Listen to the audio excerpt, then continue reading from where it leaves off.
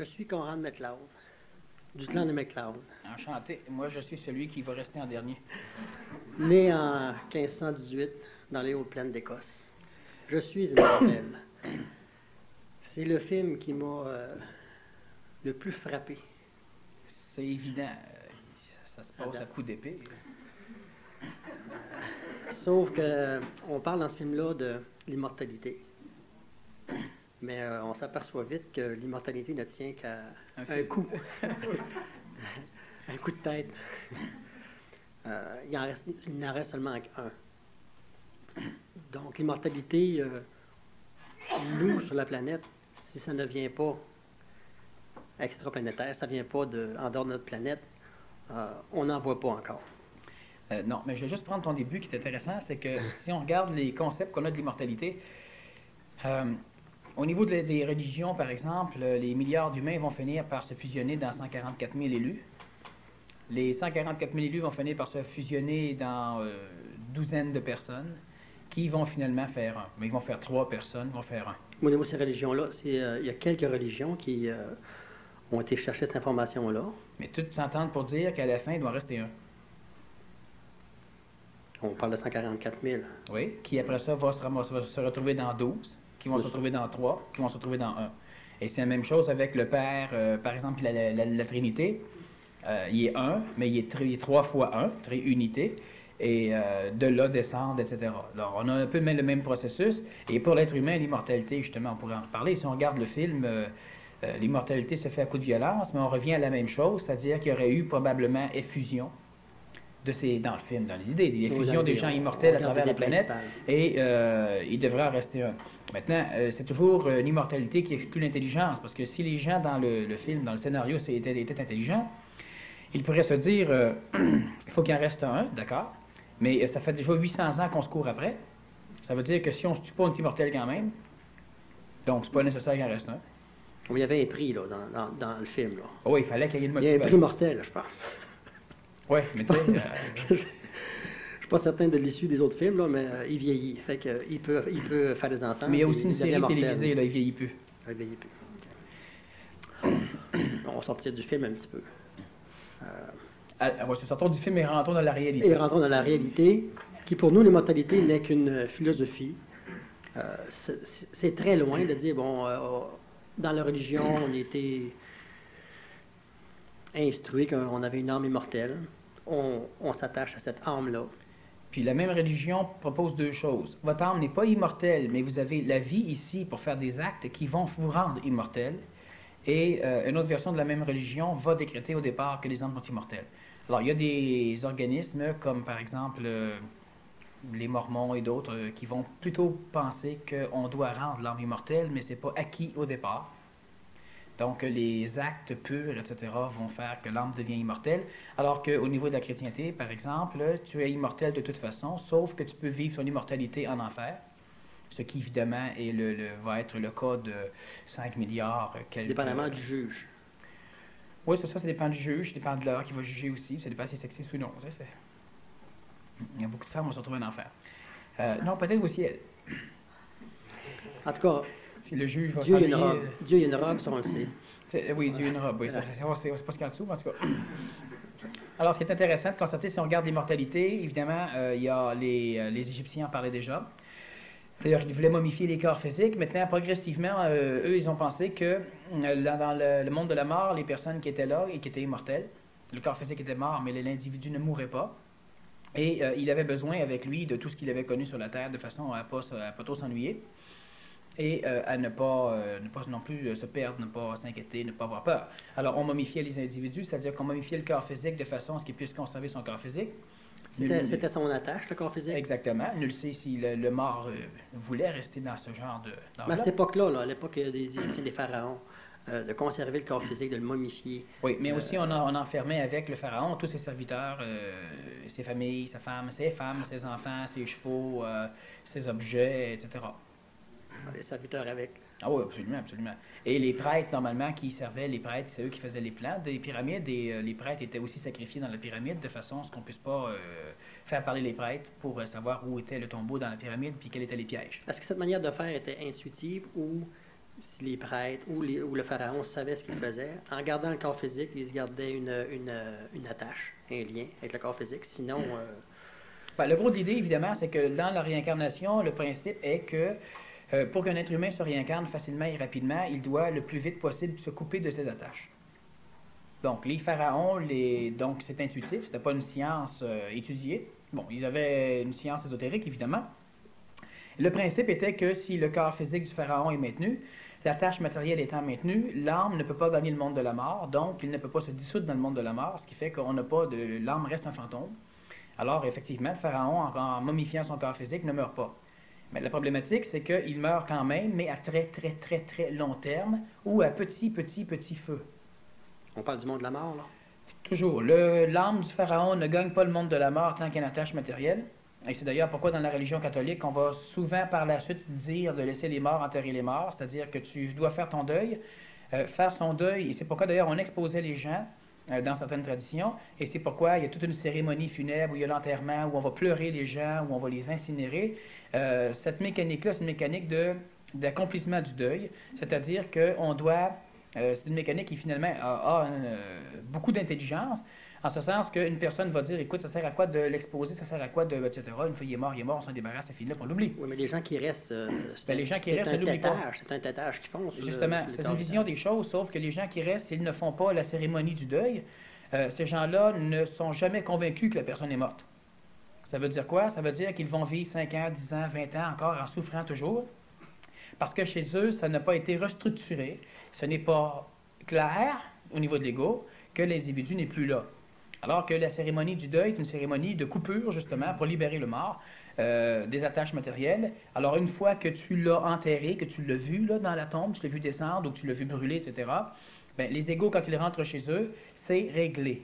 La coupure est faite, alors que si on ne voit pas ces choses-là, pour l'être humain, c'est une problématique et il reste totalement... Tous ces canaux qui sont reliés à cet individu-là restent reliés à l'individu. Alors, faire son deuil porter le deuil, etc.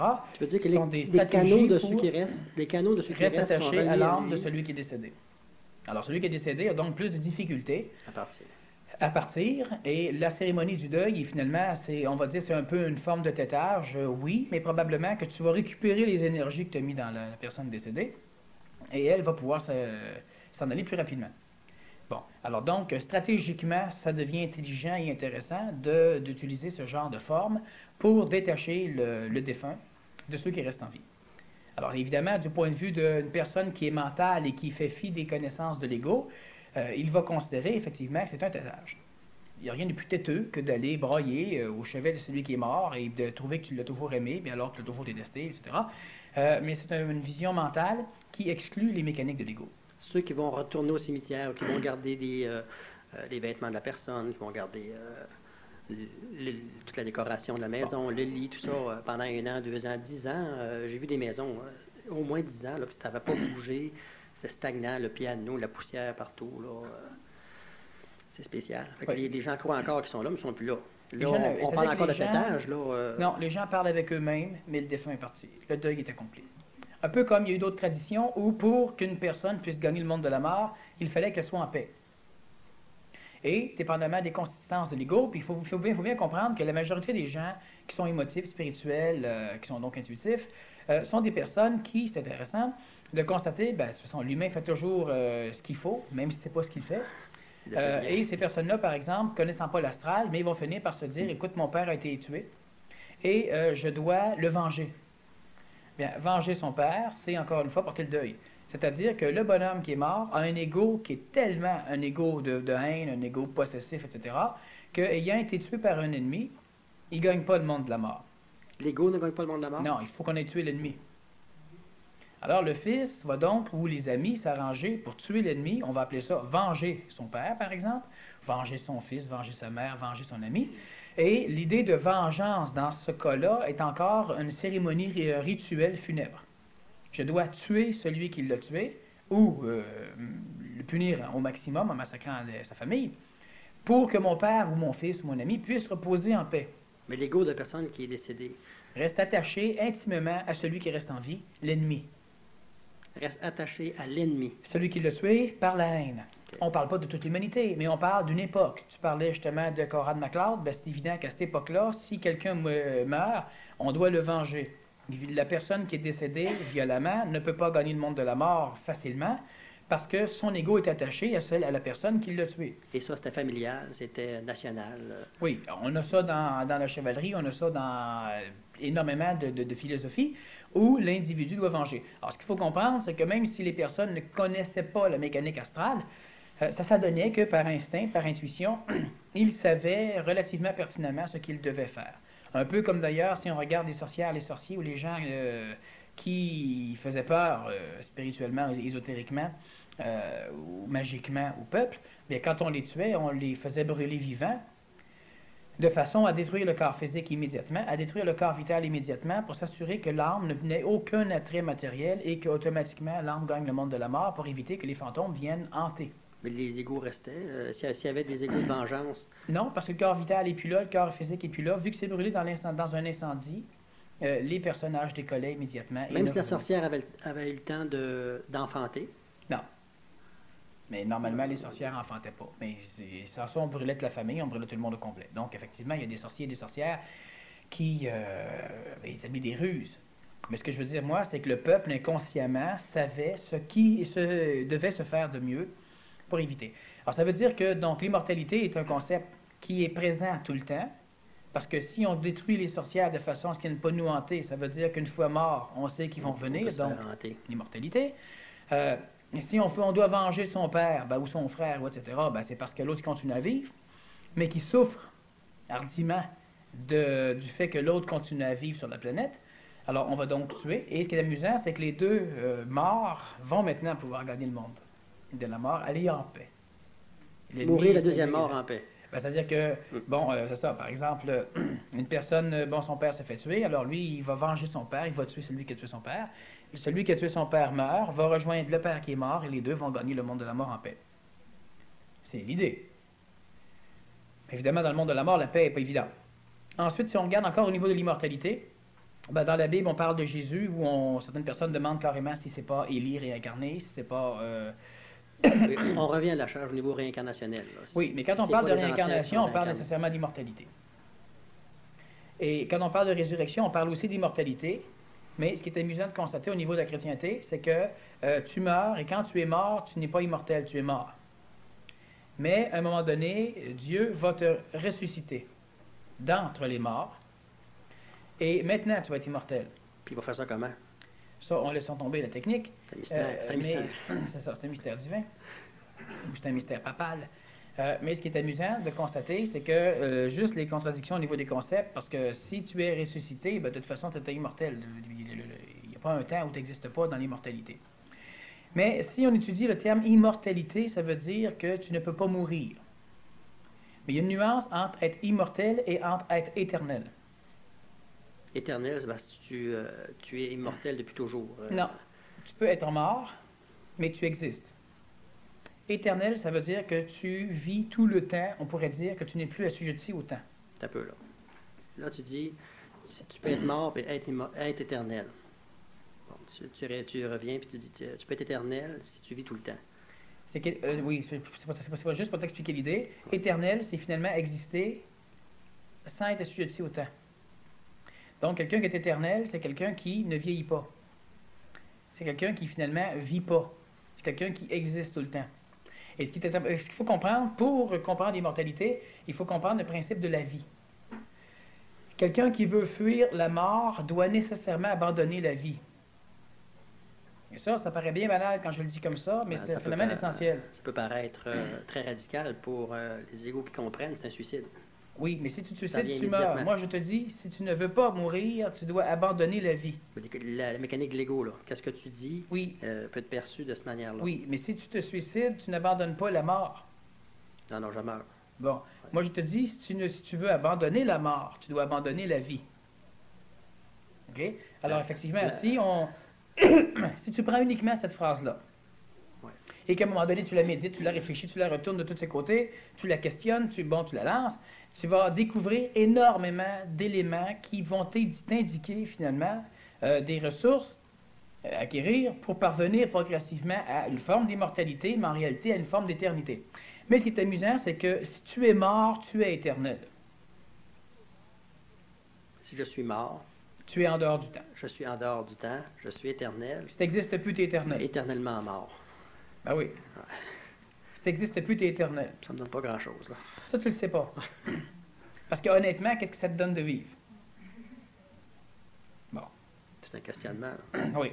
Mais c'est important de comprendre que l'attachement qu'on a à la vie fait qu'automatiquement on est attaché à la mort. Pourquoi? Parce que le principe même de la vie inclut le fait qu'il y a naissance, il y a déroulement de la vie et il y a cessation de la vie. Il faut comprendre l'idée, pour comprendre l'immortalité, que l'être humain vit dans un monde d'illusions, un monde conceptuel, donc un monde qui a été conceptualisé, qui a été créé par l'être humain. Moi, il croit pas, ça, là. On n'y croit pas parce que dans le concept, il y a l'idée, il y a le concept de réalité. Et parce que l'être humain s'assoit sur le concept de réalité, bien nécessairement, l'illusion n'a plus sa place. Et les philosophes qui ont mis le concept de l'illusion restent pris avec l'idée que l'illusion est réelle. Donc, l'illusion devient un concept de réalité beaucoup plus vaste, qui est nécessairement beaucoup plus utilisable lorsqu'il sert à vivre des choses. Maintenant, l'humanité d'aujourd'hui reste extrêmement ancrée dans le concept de réalité, et pour l'ancrer solidement, elle a développé de la science. Mais la problématique, évidemment... La science qui va appuyer cette la illusion. science qui vient te dire, ça c'est réel, puis ça ne l'est pas. Puis ce qui n'est pas réel est faux. N'existe pas. Mais c'est difficile pour nous de dire que ça, c'est illusion, la table, c'est illusion. Oui, on sauf peut que... dire, le concept, là, ok, c'est illusion. Ce qu'il y a à Montréal, je ne le vois pas, c'est illusion. Oui, mais ça ne veut rien dire, effectivement. Mais tu sais, en dedans, ça ne veut rien dire pour moi. Quand je me frappe le tibia dessus la table, oui. Ça me fait mal. Tu as l'illusion d'un tibia qui a l'illusion de frapper une illusion de table, puis ça engendre une illusion de douleur. OK. Ça concerne le physique, ça concerne mon corps physique. Oui, prenons l'exemple, quand tu prends un bâton, puis tu frappes la table avec le bâton, lequel a le plus mal, la table ou le bâton? Non, mais la question est bonne. Oui. OK? Pourquoi? Parce que... Pas mal, eux autres. Bon, mais la constitution atomique... Ben, je sais pas si on mal. Bon, prends par exemple un amputé. Tu prends sa jambe amputée, tu frappes la table avec. Qui a le plus mal, la table ou la jambe? Ben, il y a un autre mal, il n'y a plus contact avec sa jambe. Alors, c'est quoi la douleur? Comment ça se fait que tu as mal? Tu as mal où? Ben, il y a une perception quelque part qui me dit que j'ai mal. Oui, mais est-ce que la douleur est réelle ou la douleur est perceptive? La douleur est perceptive. Et puis, c'est encore des questions qui sont intéressantes à se poser. Mais ça revient au même principe de l'immortalité. Il n'y a rien à faire. L'être humain se supporte par le concept de la réalité. Donc, les choses sont réelles. Et on doit être terre à terre. Les choses sont réelles parce qu'ils se cognent dessus. Parce que je m'identifie à mon corps physique. Pas parce qu'ils se cognent dessus. Parce qu'ils souffrent de se cogner dessus. En réalité, c'est pas vrai. On peut juste dire parce qu'ils perçoivent. On pourrait passer à travers. Il y aurait pas... Oui, mais pendant longtemps, l'air n'existait pas. OK? OK. Bon, le cœur n'existait pas. Le cœur, quand on disséquait les gens, on voyait bien qu'il y avait un cœur. Et on a pensé que c'était le siège de l'émotion. Et le cerveau, on a trouvé que c'était le siège de l'intellect. Et à un moment donné, il y avait un homme qui a dit que le cœur pompe le sang. Son rôle, c'est de pomper le sang. Et le sang circule dans le corps. Mais là, la science a bien spécifié que si c'était le cas, on sentirait sans arrêt le sang circuler dans le corps. Comme ce n'est pas le cas, c'est pas ça qui se passe. Un autre disait la Terre tourne, puis on lui disait, oui, si la Terre tournait, comme tu le dis, on aurait du vent en face sans arrêt, on aurait de la misère à tenir debout, on s'en aurait, ça tournerait, là. Donc, ça tourne pas. Bon, mais ça tourne toujours. Les grands esprits, ça se tenait. Ben oui. Alors, quand on parle de principe de réalité, comme on disait vers les années 1901, autour de ça, ben, il y a un paquet de savants. Il y avait Edison, puis il y en avait plusieurs autres, qui sont venus dire au président des États-Unis de cesser de subventionner toutes les recherches scientifiques parce que tout ce qui avait à être découvert l'avait probablement déjà été. Là, on parle de 1900, début 1900. Bon, puis à peu près tout ce qui existe aujourd'hui n'existait pas à l'époque.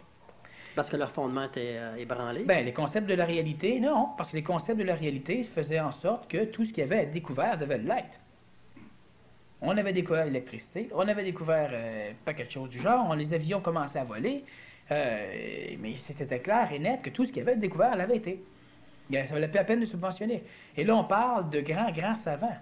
Benjamin Franklin, on parle Oui. de bon, ils sont venus dire au président de cesser de subventionner. Ça veut dire quoi? Ça veut dire que notre réalité, c'est une chose qui se modifie régulièrement, d'année en année. Et plus la réalité se modifie, plus c'est exponentiel. Sauf que l'être humain, étant donné que l'être humain vit avec un concept de réalité, et tout à l'heure, ce que tu disais est intéressant, c'est si on va par exemple dans des pays où on vit encore avec le concept de l'illusion, c'est-à-dire que l'illusion c'est quelque chose qui existe, pour ces gens-là, l'illusion est quelque chose de réel. Donc, ils ont un concept plus vaste, mais qui reste toujours prisonnier du concept de réalité. Alors, quelqu'un qui va te dire que tout est illusion, tu vas lui dire, oui, mais ça, est-ce que c'est vrai ou faux? C'est vrai. Pour lui, c'est vrai. Oui, mais si c'est vrai, ça veut dire que tout n'est pas illusion. Il y a au moins une chose de vrai. Oui. Et c'est pas un jeu de mots, c'est une problématique chez l'humain. Alors, le gros problème de l'humanité, par exemple, versus l'immortalité, versus, plusieurs choses, c'est le concept de réalité. C'est-à-dire que l'être humain part avec l'idée que il n'y a de réel que ce qu'il perçoit. Donc, c'est très clair. Si tu es aveugle, les couleurs n'existent pas.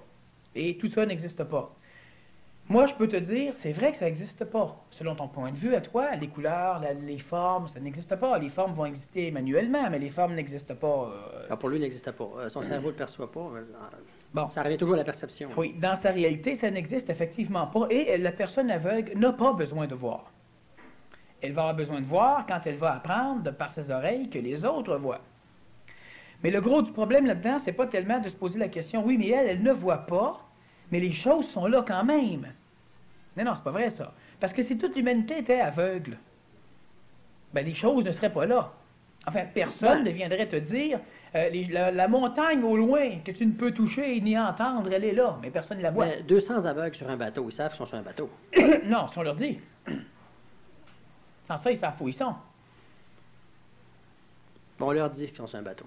Ça va faire une croisière, ils sont 200 sur le bateau. Celui qui est à la proue, puis celui qui est à la proue. Ils sont chacun sur 200 bateaux différents, c'est clair. C'est clair pour chacun. Chacun est sur son bateau individuel. Mais regarde ce que je veux dire. Ça, c'est important, tout le monde, de comprendre le principe. Si nous étions tous aveugles, est-ce que la lumière existerait quand même? Réponds. C'est une question piège. De toute façon, oui. La lumière existe quand même. Bon, la lumière existe quand même. Alors, si la lumière existe quand même, ça veut dire qu'on doit admettre, mais au plus profond de soi, que la lumière existe, même si personne ne l'a jamais vue, puis même si on ne la voit pas, puis même si on ne la verra jamais. Mais si on accepte que la lumière existe dans ce cas-là, mais pourquoi vous l'acceptez? C'est parce que vous l'avez vue. Vous trichez. Mais disons que ça veut dire, si on prend la même théorie, que les extraterrestres existent. Ça veut dire que les Yétis existent. Ça veut dire que les soucoupes volantes existent. Ça veut dire que le glissement homochronique existe. Ça veut dire que rajeunir le corps physique, ça existe. Ah, tout existe, mais pas en même temps. Mais non, mais ça existe. Je dis, oui, mais je n'ai jamais vu quelqu'un rajeunir. Tu es un aveugle, tu n'as jamais vu la lumière, tu me dis qu'elle existe quand même. Alors, il faut qu'on se branche. Ou bien, si on est aveugle et que personne n'a jamais vu la lumière, il faut que la lumière n'existe pas. Si la lumière existe, c'est parce qu'on se met à la voir. Bon. Sinon... On peut percevoir autrement. Tu essaies de la faire exister quand même. J'essaie. Moi, ce que je veux dire, c'est qu'il faut que scientifiquement, on se pose ce genre de questions-là à un moment donné. C'est de la philo-scientifique, c'est de la philo-science, bon. Pourquoi? Parce que c'est très important de comprendre que est-ce que les choses qui existent sont uniquement ce que je perçois? Es-tu présentement, toi, équipé pour percevoir la création? Non. Bon. Alors, comment peux-tu dire ça se peut, ça se peut pas, ça existe, ça existe pas? Parce que quand l'humain parle de réalité, son concept de réalité est uniquement limité à sa perception. À sa connaissance, à sa perception. perception. Ça, je l'ai vu, j'y crois. Ça, je l'ai entendu. Ça, je peux le toucher, ça, là. Mais quand tu me parles de que je peux pas percevoir, es-tu équipé pour percevoir les ondes radio? Certainement, monsieur, j'ai une radio chez nous. Mais si la radio n'existait pas, y avait-il encore des ondes radio? Ah ben oui. Tu vas dire oui, parce que tu sais qu'ils existent, parce que tu as une radio pour les détecter. Tout ce qui existe d'autre, puis qu'on n'a pas les outils pour détecter. Et c'est là où c'est pas là. Mais dans notre concept de réalité, ce n'est pas là. C'est ça le problème. Ah, mathématiquement, logiquement, vous allez dire, ah oui, non, je comprends, ça existe probablement. Mais ça n'avait rien à foutre de ça. Ça n'existe pas chez vous. OK? Quand tu dis, par exemple, la personne qui dit, non, je comprends, la table est une illusion, c'est ça, je comprends ça. Elle ne comprend rien. C'est non. ce que tu disais. C'est ça, là, Parce que dans son concept de réalité, l'illusion ne peut pas en faire partie. Parce que l'illusion est une chose impalpable. Et la réalité est basée sur ce qui est palpable. Mais tu n'es pas équipé pour le palper. Alors, ou bien il faut que tu comprennes que quand tu fermes les yeux, il n'existe plus la lumière. Si elle existe quand même, alors il faudrait que tu te dises, ça veut dire qu'il y a énormément de choses qui existent, que je ne peux pas simplement toucher. Et je dois inclure ces choses-là dans ma réalité. C'est de refuser le monde dans lequel j'existe. C'est de refuser ce que je suis. C'est de refuser... Pas de refuser. D'admettre que ce que tu connais de la réalité est une petite partie microscopique ou que c'est une partie dont tu ne connais pas l'ampleur, mais ça doit rester là. Si je dis à quelqu'un, moi, par exemple, selon vous, est-ce qu'il est possible de transformer du ciment en jello? Ben oui. As-tu déjà vu? Non. Comment ça, tu sais ça? Ben, tu me demandais si c'était possible. Tu m'as demandé si le voisin là-bas le faisait. Si le voisin là-bas le fait, ça, je ne sais pas. Est-ce que c'est possible qu'il le fasse? Oui. Mais est-ce qu'il le fait? Je ne sais pas. Donc, tout est Il y a possible. une nuance entre- Tout est possible. Ben, il faut que tu comprennes. Ou bien, ce qui va arriver, c'est que si c'est parce que j'en ai jamais vu que c'est pas faisable, que c'est pas possible, ben, écoute, personne n'a jamais vu. Il y a des gens qui me disaient ça quand j'étais jeune à l'école. Moi, je croyais au secours volant. Puis là, on me disait, oui, mais personne n'a jamais vu. Ben, je dis, écoute, si quelqu'un l'avait vu, tu y croirais-tu? Ah oui. Bon, là, j'ai sorti des livres que j'avais, puis plein de gens qui en avaient vu, tu sais. Ah oui, mais ça, c'est tous des imbéciles. Ben oui, mais à un moment donné, écoute, si t'en envoyais une, tu y croirais-tu? Ah oui. Mais là, ça veut dire que si les gens en voient, ils y croient pas plus. Si la moitié de l'humanité en a vu, va y croire. C'est partie du concept de réalité. Mais lui, il n'a toujours pas plus vu.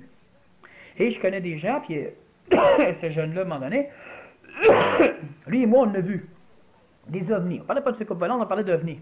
Un objet volant non identifié. Un objet volant que tu ne sais pas c'est quoi. C'est ça. Un jour, on a vu un objet volant qu'on ne savait pas c'était quoi. Puis il m'a dit que c'était pas un objet volant qu'on ne savait pas c'était quoi. Il ne savait pas c'était quoi, là, mais c'était pas un Mais ovni. c'était pas ça. C'était tout, mais pas ça. C'était pas un ovni. Il ne savait pas c'était quoi, mais c'était pas un ovni. Hein? Moi, si je dis à des gens, j'ai vu des ovnis hier, on me traite de fou. Ils vont me dire, non, c'est parce que tu ne savais pas c'était quoi. C'est ça que je te dis. J'ai vu un ovni. On ne met pas ici. Ici, on va te croire. Oui. Mais j'ai vu un ovni. Ouais. Alors, c'est pourquoi c'est le concept de réalité est très limité. Et quand on parle d'immortalité, on en revient à la même chose. Il y a une nuance, vous savez, entre ce que vous considérez la réalité et ce que vous croyez. Et le problème, c'est qu'on vit surtout avec la réalité, et on ne vit pas avec ce qu'on croit. Ben, qu'est-ce qu'on considère comme réalité et qu'est-ce qu'on croit? Ouais. Pas de différence. Ce qu'on considère, c'est la même chose. Ah non, très différent, parce que toi, tu crois à la réincarnation, mais dans ta réalité de vie, elle n'est pas inclus la réincarnation. Donc, je la considère pas. Ben non, tu crois au glissement homochronique, mais dans ta réalité de vie, tu t'en sers pas, tu ne crois pas au glissement homochronique. Donc, je la considère pas. Ben non, tu sais. Alors moi, par exemple, bon, qui croit à l'immortalité? Si je pose la question à l'humanité, la majorité croit à l'immortalité. Ah, je veux y croire. Là. Oui, c'est justement l'idée, parce qu'ils veulent y croire. Ouais. Mais dans leur vie, t'as une maladie qui est mortelle, pas Ils s'en grave. foutent. Pas grave. Ah ouais. Tu sais, ouais, là, je suis rendu, j'ai 82 ans, va mourir. Pas grave. Mais si dans ta réalité est inclus l'immortalité, mais si tu crois à l'immortalité, tu peux être extrêmement inquiet de mourir. Parce que c'est pas inclus dans ta réalité. Donc, la réalité est déjà un phénomène C'est le contraire qui collectif. se produit. Il y a des personnes âgées qui Mais il n'y a plus le choix, à un moment donné, ils finissent par abandonner. Et là, ils modifient ils leur attendent la réalité. mort. Oui, mais là, ils modifient leur réalité. Les parents me disaient ça il n'y a pas tellement longtemps. Bon, nous autres, on attend de mourir. Là. Oui, mais c'est pas vrai. Déguise-toi, rentre avec un arme à feu, là, puis menace de tuer la bonne femme ou le bonhomme. Tu vas voir que ils n'attendent pas la mort. Bonjour, je suis la mort, j'arrive. Excusez mon retard.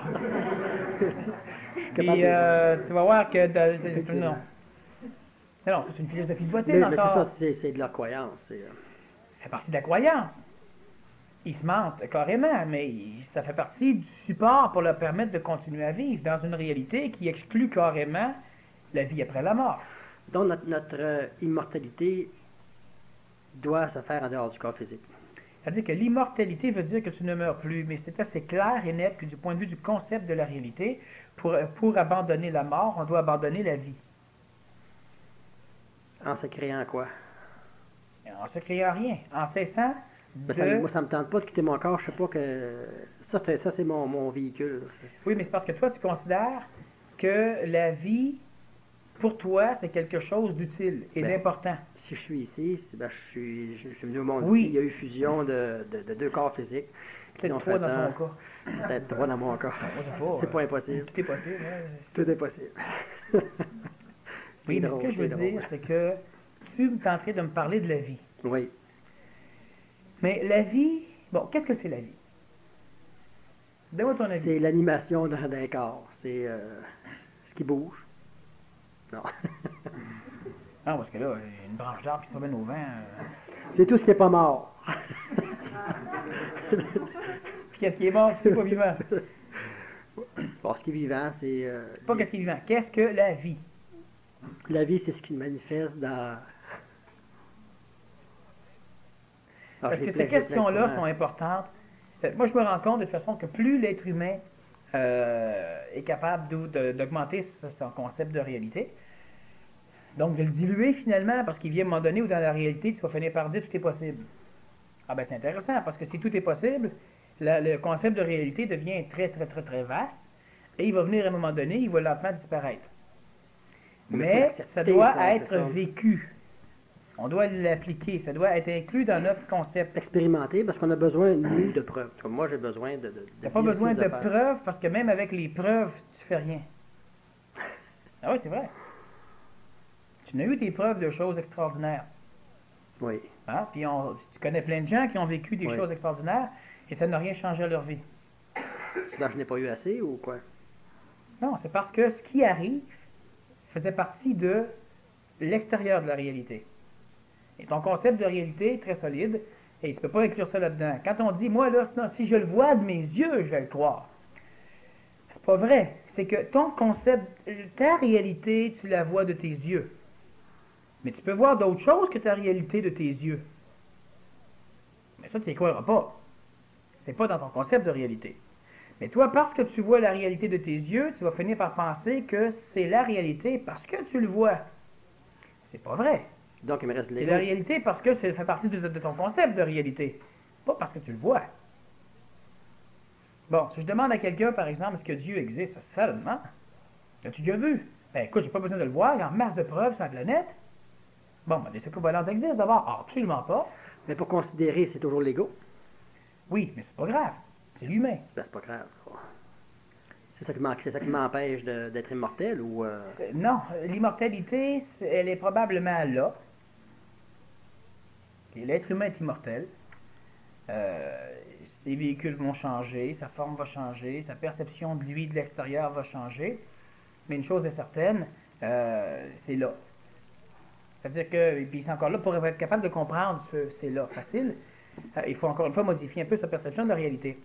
Ce que je veux dire, moi, c'est que les gens qui, à un moment donné, il y a des choses que j'ai déjà prouvées à des gens, ils m'ont demandé simplement, je vous texte une petite anecdote, je l'ai déjà conté, mais quand même, c'est un bonhomme qui disait que j'étais très, très, très satanique.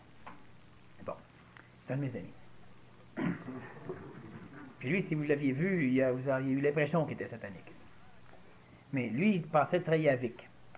Alors, il avait fait venir un pendule, c'était un pendule extraordinaire de la Belgique, avec une jauge qu'on peut placer pour détecter différentes choses. Si tu veux détecter les forces vitales, tu places ça là. Si tu veux détecter des plantes curatives, tu mets ça là, puis là, tu es dans le bois avec ça. Si tu veux détecter les forces sataniques ou yaviques, tu mets ça là ou ça là, etc. Puis bon, dépendamment du côté ça tourne, puis bon. Alors, moi, je lui ai expliqué, je dis, écoute, moi, je suis très, très, très yavique, puis si tu me vois satanique, c'est de deux choses l'une, tu l'es, ou entre toi et moi, il y a Satan. Bon, c'est celui qui fait toujours un mensonge, celui qui dit toujours la vérité. Non. Fait que Moi, quand les deux s'obstinent, les deux peuvent être le contraire. Oui, mais encore là, le gars pourrait être blanc, mais je dis, ben non, il y a Satan entre nous deux. Fait que quand tu vérifies ton pendule, ben tu vérifies ce que je suis, mais si Satan des énergies sataniques entre nous deux, ben ces énergies, tu décodes. Alors, non, c'est pas ça. Non, je suis satanique, c'est clair, c'est net. Bon. Ça d'après le pendule. Oui, puis non, d'après lui, mais son pendule le confirmait. Alors, j'ai dit, écoute, ton pendule, il est fiable. Il dit, il est très, très fiable, payez ça 250$. Très fiable, il vient de Belgique. La Belgique, ils sont réputés à nos pendules. Mais en Belgique, En Belgique, c'est comme pour nous la Terre-Neuve, hein? Oui, c'est ça. En Europe. Ouais, en tout cas. Mais c'est pas grave, c'est pas le tour de la Terre, ça, tu sais. Après ça, rendu en Ontario, c'est nous autres qui. Bon. Mais ce qui est amusant, fait que je lui dis simplement, écoute, on va aller, trouve une place extrêmement satanique. Avec ton pendule, tu peux trouver ça. Il dit, ah, pas de problème. Puis moi, je vais te la rendre Yavik. Ah, il dit, impossible, ça. Quelqu'un de satanique ne peut pas rendre ça Yavik. Donc, quelqu'un de Yavik peut rendre ça Yavik. Il dit, ah, ben oui, mais tu ne pourras pas. Il dit, trouve-moi une place. Il dit, parfait, on va aller sur le Mont-Royal. Fait qu'on est monté sur le Mont-Royal. Et puis là, son pendule, il se promenait, jusqu'à temps qu'il trouvé une place qui avait eu un viol. Puis là, le pendule, il tournait. Il faisait chaud un peu, là. C'était pas mal agréable, tu sais, on avait un peu de vent avec le pendule. Il tournait. Et là, c'est satanique. Il dit, ah, c'est satanique au maximum. Il commence à faire noir, c'est parfait, c'est impeccable. Alors, je lui dis, bon, c'est beau, fait que je vais yanniser, tu sais, je vais rendre Yannick une petite région comme ça, puis, oh, pas de problème. J'étais là, puis, oh, vas-y. Et puis, j'ai demandé de sortir, de s'éloigner un petit peu. Je suis resté à peu près 5 minutes. J'ai demandé de venir. J'ai dit, maintenant, prends ton pendule. Il dit, toute l'atmosphère a changé, on dirait. J'ai dit, oui, c'est ça, mais prends ton pendule, puis il tourne, là, vérifie. Ah, il prend son pendule, il ajuste ça. Puis là, au niveau satanique, ça disait non, mais aussi vite que oui tout à l'heure. Fait que là, je dis, mais c'est pas pire. Il dit, ah, là, ça veut rien dire. Fait que là, il met ça à Yavik. Je peux regarder ça. Je me tournais à Yavik. Très, très positif, Yavik. Puis là, il s'éloignait. Puis il est rendu à une certaine place, ça arrêtait de tourner. Puis là, on dirait qu'il y a un territoire. Ben, j'ai dit, ah oui, j'étais pas pour ioniser toute la planète. Juste un petit bout. Ah, on arrête de fusionner. Ben, fait que là, finalement, la conclusion, c'était que je suis satanique quand même, là. Mais il comprend pas comment ça se fait que ça donne ça. Ça, c'est ça le concept. Concept de réalité. Concept de réalité. Son concept. Donne-moi une preuve, je vais te croire. Voyons donc. C'est pas vrai. Mais même si tu me le dis, ça me change pas. Non. Mais tu as vécu des choses aussi. Dans le groupe des chefs, tu as vécu des choses qui sont en dehors des concepts de réalité. Tu les as vécues, mais ça ne modifie pas ta réalité. Tu vas souffrir autant, tu vas t'ennuyer autant, tu vas te déprimer autant. Je dis pas que c'est ça, mais je parle d'être humain. Bon, tu auras les mêmes foutus problèmes. Pourtant, tu as vu une soucoupe volante, mais ça t'a pas dit les disputes pour le pot de beurre de pinot, là, on va arrêter ça. Là, je pense qu'il n'y a pas d'autre à fouiller. Les gens ont vu Apollo 13, par exemple. Bon, moi, quand j'étais jeune, je l'ai suivi en direct, toute l'affaire d'Apollo 13. Puis il y en a d'autres ici, évidemment, qui ont dû le suivre. Les gens vont voir le film Apollo 13, ils sortent de là, c'est vraiment le fun, c'est vraiment bien. Vous ne comprenez pas qu'il y a un bonhomme, un jour, Neil Armstrong, qui a marché sur la Lune. Tu sais, hier, j'étais avec un ami, puis on faisait juste regarder l'affaire, s'imaginer le gars quand le lemme commence à descendre. Là. L'autre, il dit, maman, tu cherches maman à maudit. Ça va être loin, maman. Elle doit tout reprocher d'être dans la Lune, mais elle ne vient pas te chercher si t'es rendu sur la Lune. Sors de la Lune. Mais tu essaies de t'imaginer le bonhomme qui est là, pouf, qui atterrit là, que tu es sur le satellite. Puis Jim Lovell, dans le film, il le dit aussi, c'est qu'on a marché sur la Lune, puis c'est pas un miracle. C'est la technologie, c'est parce qu'on a voulu y aller, c'est parce qu'on a fait ce qu'il fallait pour y aller, qu'on est rendu sur la Lune. Et puis... Mais ça ne dit rien à l'humain. L'humain, il regarde le film, là, puis c'est intéressant, mais ils ne comprennent pas l'idée. Quand tu regardes le bloc de pierre en haut la nuit, ton concept de réalité n'a toujours pas changé. Ça fait partie du décor. C'est le décor. C'est pas la Lune, ça, là. Si tu voulais que ta main, tu pourrais toucher. C'est pas loin, c'est une petite... C'est un dessin. Ben, mon grand-père, quand ils ont marché sur la Lune les premières fois, c'est ce qu'il a demandé. Il dit, il ramène de la roche. Pourquoi qu'il ne ramène pas des étoiles? Ben, c'est... OK, 85 ans. Un grand filet. Ouais. Mais c'est son concept. Ben, oui, le nôtre n'est pas mieux, là. Le nôtre n'est pas le mieux. Nous, on va dire, oui, mais non, c'est sûr. Là, je demandais, ça fait combien d'années qu'on est allé sur la Lune? Ça fait 25 ans. Tu comprends l'idée? Ouais. 25 ans. Comme je dis, 25 ans, l'homme marchait sur la Lune. Oui, il y a 25 ans, l'homme a mis le pied sur la Lune. Mais ça fait quoi dans la vibration de la réalité des individus? À peu près rien. Pas grand-chose. Bon, il y en a qui vont dire, comme par exemple, quand on voit la planète Terre, quand ils reviennent, on voit le paysage, il y a plusieurs ici qui vont dire que c'est beau. Mais c'est pas ça, c'est pas que c'est beau. Ça, c'est une peinture qu'on voit là. C'est pas que c'est beau, c'est que ça, c'est une planète. Puis là, tu habites une planète. Bien, souvent, durant la journée, moi, j'ai conscience que j'habite sur une planète. Oh, là, parce que je vois le système solaire. Toi. Non, mais ça doit être pas des gens. Non. Tu sais, je suis en train de faire quelque chose, puis là, je sors dehors, puis le soleil est là. Ben là, je m'en vais, je cherche par où je tourne pour m'en aller vers le soleil. Oui, mais les plantes font ça aussi. On appelle ça le phototropisme. Hein? C'est ça, je suis végétarien. Ah, c'est ça. Je suis végétarien. Mais tu comprends l'idée quand même, c'est que si, par exemple, à un moment donné, tu te déprimes sur la planète, ben, t'es pas sur une planète. Un être humain ne peut pas se déprimer sur une planète. Un être humain qui est dans son concept, là, il y a le concept de planète, le concept de lune, etc., il ne se déprime pas. Parce que même sur l'assistance sociale, même sur n'importe quoi, il essaie de comprendre, il essaie de transcender, il essaie de transmuter, il essaie de faire. Il y a autre chose à faire dans sa vie que de s'ennuyer, de dépérir. Minimum, il va se dire, je sais pas si je suis le premier à m'ennuyer sur la planète. Tu sais, il va se dire, non, pour moi, il devait y avoir des Égyptiens qui sont ennuyés, des Macédoniens qui sont ennuyés, il doit y avoir des Aborigènes qui sont ennuyés, il doit y avoir des Mayas qui sont ennuyés. Donc, il y a conscience qu'il y a d'autres choses qui existent sur la planète. Puis, il va se dire, à un moment donné, est-ce qu'ils sont ennuyés toute leur vie? Ben non, tu sais, quelque part, là, regarde ton affaire un petit peu, là. Il y a un dicton qui le dit, après la pluie, le beau temps. Puis, un mentalisateur qui rajoute, après le beau temps, la pluie. Mais ce qui est important de comprendre, c'est que quelqu'un qui est conscient de toute la mécanique, sa vie, le bonheur déjà grimpe de beaucoup, parce que son malheur fait partie des futilités de la vie. Si je regarde, par exemple, ça fait partie de la réalité de l'être humain, puis la réalité de l'être humain fait partie de sa collecte de données, de son traitement d'informations, de sa représentation de sa réalité, puis de plein de choses. Bon, la semaine que tu viens de passer, parce que présentement, tu es en mouvement un petit peu intérieur, tu ne pourras pas me répondre comme il faut.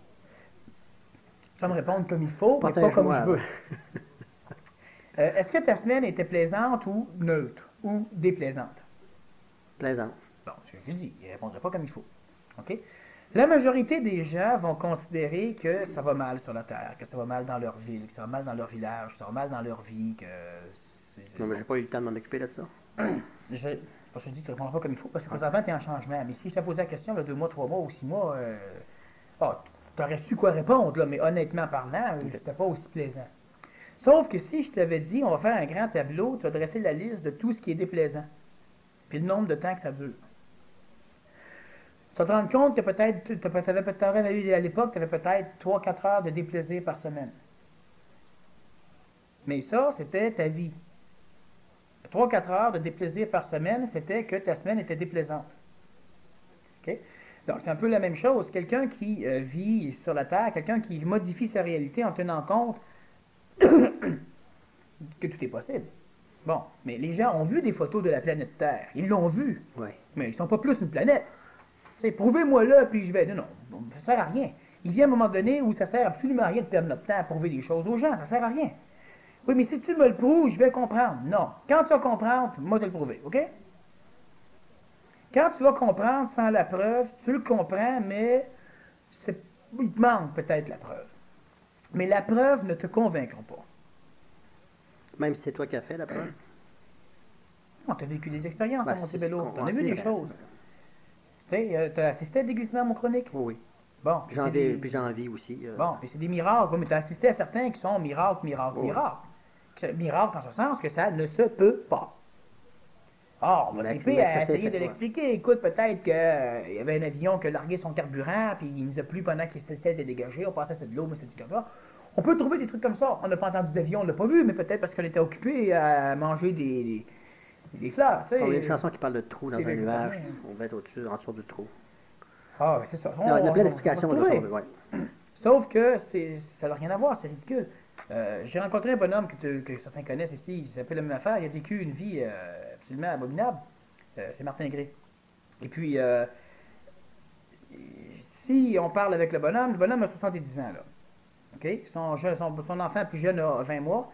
Et puis, moi, je connais son garçon qui avait 15 ans, puis présentement, sa plus vieille, elle a 21 ans. Il y a 5 enfants. OK? Il y a 70 ans. C'est sûr que dans un concept de réalité, on va trouver que, ou ben là, il est bien cochon. Moi, j'ai trouvé qu'il aimait peut-être les enfants. Puis lui, il trouve qu'il n'a pas pensé à ça encore. C'est pas. Il s'en soucie pas, en tout cas. Sa réalité lui a permis de traverser les camps de concentration, de traverser tout un paquet d'affaires, de perdre sa famille dans un incendie de forêt. En tout cas... mais lui, il n'a pas d'intéressé. Dieu l'a pas lâché. Dans la souffrance, comme ça. Mais lui, quand on parle avec lui, maintenant, moi je pose des questions particulières, mais la souffrance, il n'y a pas la même idée de la souffrance qu'on a. Lui, tu souffres quand tu n'as plus d'espoir. Mais tu ne souffres pas de perdre un bras, tu ne souffres pas de te faire chier sur la tête, hein, c'est ce qui est arrivé. Tu ne souffres pas de perdre ta famille, tu ne souffres pas de ça. Pour lui, la souffrance, c'est le manque d'espoir. Okay? C'est dans sa réalité, là. Mais ça, c'est une excuse? En tout cas, son excuse lui a permis de survivre à ce que les humains ne survivent pas normalement. OK? Les gens dans cette situation ont une seule chose en tête, mourir. Souffrance, Mettre mourir. fin, mourir. Mettre Et- fin à ses souffrances. Absolument. Hein, parce que, bon, il est arrivé des choses, psychologiquement, normalement, quelqu'un qui vit ça est un débile mental après. Tu sais, il est tout désaxé, il est tout défait, il est bon. Parce que il a été, à un moment donné, chargé de vider les chambres à gaz. Il a sorti ses frères de dedans, il a sorti, puis on va pas les mettre dans les fosses communes. Mais normalement, ça casse en dedans. Il a essayé de fuir, mais pendant longtemps, comme il y a d'autres juifs qui ont vécu pendant 2 ans sous des arbres, dans des forêts. Bon, puis les Allemands les recherchaient avec des chiens, etc. Mais tous les jours, toutes les nuits, t'es certain qu'ils vont te trouver. Puis de temps en temps, t'entends tirer dans 2-3 arbres à côté. Là, ils viennent de trouver une cache, ils tirent là-dedans. Puis le matin, quand tu te lèves, ben, il y a un paquet de cadavres là-dedans. Tu viens pas le matin, le soir, puis là, tu es recouché. 2 ans comme ça. Ça casse un cerveau. OK? Ah Puis oui, ça aujourd'hui, casse. si tu veux traumatiser quelqu'un, il ne faut pas que tu fasses grand-chose. Tu coupes le câble. Puis il est traumatisé au bout, puis il casse ça en deux. Je partais pour dire l'électricité, là. Tu sais? Non, mais c'est ça quand même. Alors lui, ce qui arrive, c'est que lui, la souffrance, c'est le manque d'espoir. Là, ça change quoi? Ça fait, par exemple, bon, puis c'est une explication intéressante, c'est une question de réalité. Bon, il est en train de construire un immense centre, dans ce cadre-là, je l'ai rencontré, pour le Centre du futur, qui va appeler ça. Bon, c'est des millions de dollars que lui investit pour bâtir un emmanchure, un centre de conférence, pour travailler au niveau de la pédagogie, donc des jeunes. Et son idée à lui, c'est que si la jeunesse tombe tant aujourd'hui sous la drogue, sous la violence, etc., c'est que la jeunesse n'a pas d'espoir. Donc, elle souffre. Puis elle veut mettre fin à ses souffrances. Ben oui. Alors, et d'une certaine façon, son explication c'est raisonnable. Du point de vue de l'astralité humaine, c'est un principe de réalité Ça, c'est des questions que je me pose quand je vais en décrocher un qui est pendu ou quelque chose comme ça. Oui, bon, OK. Mais lui, sa stratégie, ben, c'est pas conscient, là, mais bon, sa stratégie est très utilisable. Tu rencontres un jeune qui souffre, puis tu lui expliques que c'est parce qu'il n'y a pas d'espoir. Si tu modifies la réalité du jeune qui pense que c'est parce qu'il n'y a pas d'espoir, ben maintenant, tu vas t'organiser pour lui donner de l'espoir. C'est sûr que Martin Gray a un élément de poids, c'est-à-dire que si tu ne me crois pas, ben loue mon film, il lit mes livres. Ouais, c'est... Tu sais, et tu vas te rendre compte que, bon, quand le gars vient de parler, c'est un gars qui a vécu uniquement sur l'espoir. Lui-même, comme il dit, je sais pas si Dieu existe. Je suis juif, mais je sais pas si Dieu existe. Bon, alors évidemment, sa réalité s'est modifiée à Ou travers... s'il existe, il l'aime. il est pas, pour l'instant, non, Ok. il est pas... Parce que mais- Dieu aime, il prouve ceux qu'il aime. Non, moi j'ai failli dire, Dieu s'occupait de toi, en tout cas il t'a pas lâché. C'est quelqu'un qui apprend dans la souffrance, il est allé à l'école, il était à l'université. Il avait des cours intensifs, c'était doué.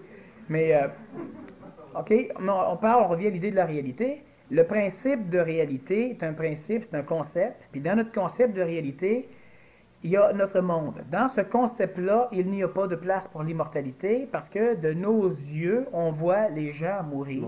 On voit les automobiles mourir, on voit les avions mourir, on voit les maisons mourir, on voit les pays mourir, ça se dégrade, ça se dégrade, ça rouille, ça Puis, tombe. puis on se fait aider par tu es poussière, tu retourneras poussière. Ça, c'est autre chose. plein, C'est pour plein, dire ça, t'étais un tas de marde, tu retourneras un tas de marde. Ça veut dire ça. T'es médiocre, tu seras métier, c'est de poussière. Ou tout a une fin. Parce que ça voulait pas dire que t'étais... quand la religion parlait de poussière, ça voulait dire que t'étais rien. C'est bon. Vous savez, je comprends pas s'amuser, hein. Mais c'est ça que ça veut dire, ça, là. OK?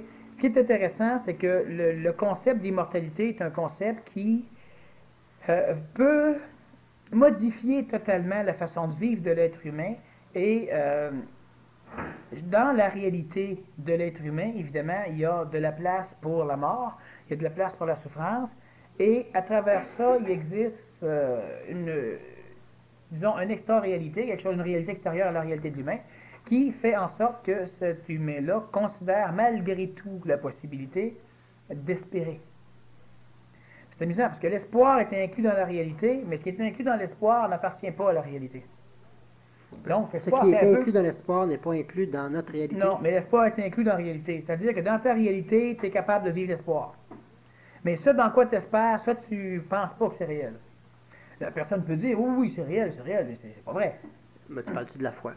Ben, la foi, c'est la même chose, mais la foi dans le sens croyance, parce que pour moi, ça peut être d'autres choses, la foi. Mais si on regarde, par Je parle exemple, d'autre chose, là. bon, un religieux spirituel qui a foi, par exemple, dans l'immortalité de son âme après la mort, il a peur de mourir. Non, ça, c'est une croyance, ça, pour moi. Oui, mais la foi, pour moi, c'est uniquement des mécaniques de glissement homochronique. Quelqu'un qui a la foi a la clé pour glisser homochroniquement. Donc, avec la foi, tu peux aller là où la montagne est rendue en avant de toi. Bon, Donc, tu auras déplacé la montagne. On s'entend ces mêmes. OK? C'est pour ça que je te dis que là, moi, je parle. Bon, quand les gens parlent de la foi, ils parlent de la croyance. C'est ça. OK? Qui est une croyance exagérée dans un concept. Bon. Mais la foi, écoute, ayez la foi. Va le faire, mais la foi. Ça y est, j'ai la foi. Ça marche pas. Non, c'était un mot qui a été galvaudé. De toute façon, il faut comprendre que c'est ça, c'est qu'il faut traduire de l'araméen. Jésus parlait en araméen. Je me rappelle Il ne plus. parlait pas en hébreu. OK? Il faut traduire de l'araméen à l'hébreu. Il faut traduire à travers des médiums qui sont les apôtres. Après ça, qui sont ceux qui vont écrire les grec. évangiles après, 93 ans après la disparition du Nazarien, le premier évangile sort. Et de là, on va traduire par la suite, soit en latin, on va traduire en anglais, on va traduire en français, etc. Mais au départ, les Bibles, les choses sont écrites en hébreu. Et c'est une traduction, ça c'est de l'hébreu, il n'y a rien écrit en araméen. Mais le bonhomme, il parle en araméen, lui. Ça veut dire que les termes qu'il a utilisés veulent dire quoi? Déjà qu'on sait qu'avec l'hébreu, quand on traduit, c'est bien compliqué. Bon, Elohim, les Elohim, etc. Yahvé, ça veut dire quoi? Puis on a tout un paquet de noms là-dessus. Ah, Ça n'a jamais voulu on dire peut Dieu. s'approprier ces mots-là, puis Ça n'a jamais voulu dire interpréter Dieu. ce qu'on veut. C'est ça, ça n'a jamais voulu dire Dieu. Bon, mais on va le traduire par le mot Dieu. Alors, même affaire au niveau du mot, par exemple, pour la foi, sans comprendre, sans tenir compte en plus de la teneur de mots. Parce que si le Nazaréen à l'époque faisait des néologismes, donc s'il inventait un mot pour désigner un processus, une procédure, un nouveau concept. ben là, on le traduit en hébreu, il faut inventer quelque chose, mais habituellement, quand les gens font des traductions, ils ne les inventent pas. Ce qu'ils font, c'est qu'ils vont trouver un mot qui s'y rapproche le plus, ils vont le mettre là, ils vont essayer de modifier le contexte autour pour essayer de donner la valeur au mot, mais lui donner la valeur originale. Mais progressivement, on s'en va. La Bible, comme tous les livres sacrés, d'ailleurs comme n'importe quel livre, lisez-les aujourd'hui, vous allez les trouver intéressants, lisez-les dans un an, vous allez là comprendre ce qu'ils veulent dire, puis lisez-les dans 2 ans, vous allez là comprendre ce qu'ils veulent dire, puis dans 5 ans, vous allez là comprendre ce qu'ils veulent dire. La Bible, il n'y a rien de mieux pour... La Bible, quand tu lis ça, tu apprends ce que tu sais. Comme la Bhagavad Gita, comme la Cosmogonie du Rancia. C'est pour confirmer. Ben, c'est parce que la personne Ça a lu ça, confirme. là, puis ben, c'est la réalité. C'est comme l'horoscope dans le journal. Ah, ça me va bien, merci. Moi, je ne lis pas avant, je lis après. Ouais. Et moi, ce que je fais, je lis tous les horoscopes, puis je choisis celui que je veux. J'ai déjà eu une farce comme ça, on ramassait plein de journaux quand j'étais jeune. Et à un moment donné, on a trouvé un horoscope, par exemple Capricorne, etc. Puis dans un autre journal, plusieurs années après, il y avait le même texte identique, mais c'était dans Sagittaire. Ah, les planètes tournent. Fait que là, on a continué à croire à l'horoscope, mais pas au journal de Montréal. Là, on fait une pause et puis on reprend. Ça évolue quand même. Moi, dans mon agenda, c'est la mort est un manque de savoir-vivre. Ça évolue effectivement. Comme ça, ils mettent le mot ésotérique dans l'agenda de ton gars. Ben là, je suis pas certain, là. Ah, ok. Ouais, c'est comme quand Jacques Lapointe, à un moment donné, m'avait dit qu'il y avait un livre, une bande dessinée qui expliquait tout le glissement homochronique, puis qui expliquait toute l'affaire au complet. Oui, je me souviens de ça. Je l'avais lu, moi, là, puis il y avait un petit dessin de place qui disait que le temps, c'est comme une rivière. Ah. Une clé, des fois, ça rouvre Fait les que portes. peut-être ésotérique, c'était pas écrit, puis il n'y avait rien de ça là-dedans, là. Non, c'était marqué. C'est réel, ce que je te dis là. OK. OK, dans la réalité, ben, il n'y a pas de réalité, en fait. Puis, Ben, ça, c'est dans ton concept. ben là, Même pas. Toi, c'est dans tes croyances, ça. j'essaie de me sortir de l'eau chaude, Ça, c'est dans tes croyances aussi. qui est froide. C'est mêlant. Dans le sens que tout est illusion, mais pour moi, c'est pas vrai. Ben, c'est ça qui est Dans important. mon Tout n'est concept. pas illusion de bord. Donc, il y a un travail à faire dans ces concepts-là, au niveau de l'ego. Identifier moi, le VA, et l'ego, puis faire quoi? J'ai appris plein de techniques depuis des années. Là. Je travaille pas contre l'ego, mais à modifier les concepts que j'ai. Mais le fond de la réalité, ma perception de la réalité, est toujours là, elle. Le seul, quand je tenais tantôt à parler du corps physique, une fois que soit les pharaons voulaient garder un corps physique pour se rallier, c'est qu'effectivement, je ne veux pas mourir. Puis de garder le corps physique, pour moi, c'est le seul lien qui me rattache à la vie, de ce que je connais de la vie. Dans ton concept de réalité. Donc, si moi, je quitte mon corps physique, où je me ramasse. Le seul concept qui me garde, dans lequel j'ai espoir, c'est mon corps de fusion. Alors, mon corps de fusion, lui, c'est pas une réalité. Mais non, je n'ai pas la réalité de mon corps fusionnel, de mon double éthérique. Maintenant, c'est ça. Je comprends toute l'affaire. On vient avec l'idée du concept de la vie. Si on parle de fusion, c'est évident que l'être humain va... si on parle... Quand on parle de concept de réalité, il faut comprendre que l'être humain ne peut pas devenir immortel s'il n'y a pas fusion. Bon, on en a déjà parlé. Mais pourquoi? Parce que la fusion, c'est quelque chose qui implique l'amalgame de différents corps. Mais au départ, il doit y avoir une fusion dans l'astral, une fusion de l'ego. Une fusion de l'ego dans l'astral? Une fusion de l'astral de l'humain, mais un peu avant une fusion de l'ego. C'est en dehors de moi, ça. C'est à l'intérieur de toi. D'ailleurs, on va même comprendre à un moment donné que dans la fusion de l'ego, la première fusion qui doit se faire solidement, c'est la fusion entre l'ego, le corps vital et le corps physique. Okay? Il faut à un moment donné que ce soit clair qu'il y a une fusion là. Autrement dit, tu n'auras plus de corps physique, de corps vital, de corps astral, tu vas avoir un corps astralo-physique. Bon, ça veut dire quoi? Et ça, l'humain est en train de vivre cette fusion astralo-physique, l'humain est en train de la vivre régulièrement. L'humain la vit sans la comprendre. Avant, l'humain était séparé au niveau de ses trois corps. L'humain, quand il a commencé ce processus de fusion-là, mais tout le processus, puis la mécanique, de toute façon, bon, on en profite. Dimanche prochain, c'est le PMC+. On parle de la fusion, puis on va parler de choses qu'on sait, puis on va parler de choses comme on n'en a jamais entendu parler, sur les mécaniques de la fusion, puis comment aussi la gérer, comment la supporter. Donc, gérer ses réincarnations, ça fait partie de la... Ça, c'est fusionner l'ego. Fusionner l'ego. Mais ensuite, l'ego doit se fusionner avec le corps physique. Et c'est un problématique, c'est qu'il n'est pas fusionné avec le corps physique, mais il est en fusion avec le corps physique. Et parce que l'ego est en fusion avec le corps physique, ça crée les somatoses. C'est-à-dire que les gens somatisent sans arrêt. Autrement dit, quand l'ego souffle, le corps est malade. Quand l'ego a peur, le corps a peur. Quand le corps a peur, l'ego a peur. Quand le corps est malade, l'ego devient malade. Depuis quand c'est comme ça? C'est depuis que l'ego est en fusion avec le corps physique, mais ça prend des milliers d'années, avant même 30, 40 000 ans. Donc, il y a eu une époque où le corps physique souffrait et l'ego ne souffrait pas. Et ça, c'est un exemple comme ça rapidement. Si tu regardes, bon, oui, tu t'en rappelles peut-être pas, là, tu as toujours eu une mauvaise mémoire, mais disons, voilà 20 000 ans. Lorsque un être humain souffrait, prenons l'exemple des pirates. Quand est-ce que vous voyez un pirate qui a un œil de crevé, qui a un crochet à la place du poing et qui a une jambe de bois, se demander ce que les autres pensent de lui, souffrir égoïquement? Il y en a rien à foutre. Bon, mais là, il n'y a pas de fusion en cours entre l'ego et le corps physique. Il y a des corps, 3 corps minimum, corps vital, corps physique et corps astral. Mais il n'y a pas de fusion. Mais il vient un moment donné où ce qui se passe dans l'ego crée beaucoup plus de somatose. Parce que si on vivait comme on vivait à l'époque, la haine qu'avaient les Romains ou les problèmes psychologiques que vivaient les anciens peuples, leur corps, nous, si on vivait comme ça aujourd'hui, on serait malade dans notre corps physique sans arrêt. Aujourd'hui, on fait bœuf à quelqu'un, mais on peut faire apparaître des boutons. Bon. Mais à l'époque, tout était inexpliqué. Est-ce que c'est parce qu'ils étaient plus reliés que nous à une religion quelconque? Plus séparés. Eux étaient plus oui, séparés. Oui. Ah, les corps de séparés. OK, imaginez-vous que vous vivez de 1500 ans, puis il y a des dragons dans les forêts, il y a des sorcières partout, il y a du maléfice partout, puis vous arrivez à vivre. Il y a des voleurs partout, vous sortez dehors, puis vous faites attaquer sans arrêt. Il y a des membres de la famille qui meurent au tout bout de champ. Les maladies, il y en a en masse. Puis on n'a pas de problème. Le corps physique arrive à vivre, comme l'animal. Mais parce qu'il y a une fusion qui est en cours, mais cette fusion-là, on la retient, on la veut pas. On parle au prochain PMC+, c'est comment la finaliser, cette maudite fusion-là, pour qu'on puisse travailler non pas sur le corps astral, sur le corps physique, sur ceci, sur cela, etc. Puis, c'est ce qu'on fait présentement. Mais on fait notre temps. Pourquoi? Parce qu'il faut absolument qu'on termine la fusion égoïco-vitalo-physique, terminer cette fusion-là, pour par la suite avoir un corps mental, donc un véhicule planétaire plus complet, plus réel, et un véhicule planétaire qui va répondre de façon réflexe plus rapidement à nos interventions. Un exemple, moi, je veux modifier ma psychologie. Ben, c'est pas un problème, j'ai juste à faire du yoga.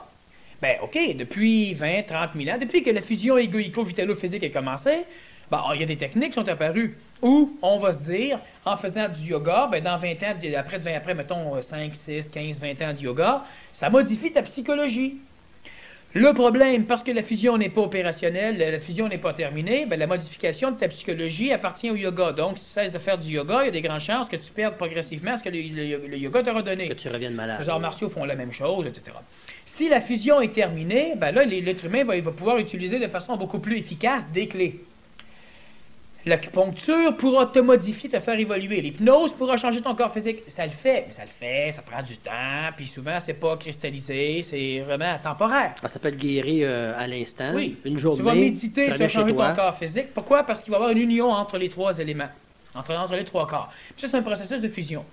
Il y a des choses à faire pour finaliser la fusion, il y a des choses à comprendre pour finaliser la fusion. Mais qu'est-ce qui... Mais là, on est trop dans le PMC+. Bon, je veux juste expliquer l'idée, c'est que on parlait d'immortalité. Non, je comprends, c'est intéressant, mais écoute... on se revoit dimanche au PMC+. C'est ça, au frais comme lui, il viendrait là. Fusion des corps, fusion de l'ego, fusion du corps égoïco-vitalo-physique, fusion du mental et du corps, disons, astralo-physique, fusion du plan supramental, l'intelligence et du corps physique. Par le mental, ça. Oui, parce que présentement, l'être humain est un être extrêmement divisé et c'est une problématique majeure, c'est qu'on doit établir un langage pour là, un langage pour là, un langage pour là, un langage pour là. Après ça, il faut que le mental parle à l'astral avec le langage de l'astral, mais il faut que quand l'astral répond, il faut que le mental l'interprète pour comprendre. Après ça, l'intelligence descend, dit de faire une affaire, tu comprends un autre bebelle. Après ça, tu dis à ton corps physique, guéris-toi, il devient malade. Il y a toute une amanchure et ça demande tellement, ça devient humain. Donc, on utilise un corps à la fois. C'est comme dire... on peut dire n'importe quoi. N'importe quoi, bon, si je prends du sodium puis je l'avale, ça va me brûler. Si je prends du chlore, je l'avale, ça va me brûler. Si je prends du chlorure de sodium, qui c'est fusionné, c'est du sel, je n'ai besoin. Ça va te sauver. Il y a des... Ouais. Oui, absolument. Alors, si on regarde l'immortalité versus la fusion, ben, c'est clair et net que l'être humain doit comprendre les processus de fusion. Les processus de fusion sont des processus de simplification. Bon. Alors, on parlait, à un moment donné, de l'unification des concepts. L'unification des concepts, c'est une fusion des concepts. Pour être immortel, mais être immortel, c'est sûr que je peux vous dire immédiatement, vous l'êtes immortel. Donc, cassez-vous pas la tête. Le problème, c'est que vous allez mourir, vous allez vivre, vous allez mourir. Bon, Siddhartha, que tu connais bien. Ben oui, c'est pas. Notamment. Oui. Lui avait expliqué, c'est le Bouddha, il avait expliqué que le problème de la vie était le problème de la roue. C'est-à-dire que souffrance, et la souffrance, tu souffrais à la naissance, tu souffrais en vivant, tu souffrais en mourant, tu renaissais, tu vivais, tu mourais, tu naissais, tu vivais, tu mourais, etc. Ça, c'est parce que vous êtes vivant. Mais si vous n'êtes pas vivant, vous allez cesser de naître, vivre et mourir. Mais le problème, c'est que dans ta réalité à toi, naître, vivre, mourir, ça veut dire l'inverse de la mort, ben, à part mourir. Quand moi je dis, et les petits mots là, qui seraient à digérer, à méditer, à penser, pour abandonner la mort, on doit abandonner la vie. Ça ne veut pas dire que tu te tues. Si tu te tues, tu n'abandonnes pas la mort. Tu trouves la mort. Et parce que tu es mort, ben, il y a un principe, c'est que quand vous êtes mort, la mort vous attend. Mais la mort, quand on est mort, s'appelle la naissance. Okay? C'est la mort. Puis une fois que tu es né, ben là, tu es vivant. Mais il faut comprendre que quand l'être humain est mort, quand l'être est mort, ben, il appréhende autant la vie que le vivant appréhende la mort. C'est un processus de modification des mémoires. Donc, il y a un changement. Ben, c'est ça, dans la modification des mémoires, c'est parce qu'il ne s'en rappelle pas. Il s'en rappelle plus ou moins, parce qu'on se rappelle tous de certaines choses. De mort à vie, là. Bon, mais dépendamment de comment se structure et se construit l'ego dans le corps physique ou dans le monde de la mort à travers une diversité de contacts énergétiques, dans le monde de la mort, le principe de vie est différent. Mais le collectivisme est très présent dans le monde de la mort, comme il l'est ici aussi. Ici, il y a des gens qui ont des corps physiques différents, mais ils sont un peuple, ils sont une famille, ils sont collectifs. Dans le monde de la mort, la nuance qu'il y a, c'est que les corps physiques, on utilise le même corps. Bon, parce qu'il n'y a pas de corps physique, il n'y a pas de corps vital, et on a un mélange. On utilise le même corps. Qu'est-ce qui supporte ça? Qu'est-ce qui retient ça ensemble? Le concept. Oh là. La mémoire. Le contenant. C'est... Comment vous faire comprendre l'idée? C'est assez simple. D'ailleurs, c'est le problème. Je prends une ballonne, elle retient l'air. Il y a quelque chose qui retient l'air dans la ballonne. Là. Oui, ça, c'est dans ta réalité à toi, ça. Mais si tu prends la planète Terre, qu'est-ce qui retient l'air? C'est la compression. Non. C'est la courbure d'espace-temps. Ah, ouais. Puis dans la ballonne. Qu'est-ce qui tient là dans la ballonne? Oui. Ben, c'est la ballonne, c'est le caoutchouc. C'est pas la courbure de l'espace-temps? OK. Prenons l'exemple. Non, mais oui, les problèmes de concept. Prends ta balloune, va dans l'espace avec Apollo 13, sors la balloune de dehors. Qu'est-ce qu'elle fait? Elle pète. Pourquoi? Parce qu'elle prend de l'expansion tout d'un coup. Alors, c'est le caoutchouc qui tenait l'air dans la balloune? Ouais. Il y a une compression plus forte à l'extérieur. C'est à terre? Ah, même dans l'eau, même à l'extérieur. de la Oui, balloune. mais si ta balloune, là, tu dis c'est le ballon de baudruche, c'est le caoutchouc qui retient l'air. Oui, Mais dans l'espace, ça pète.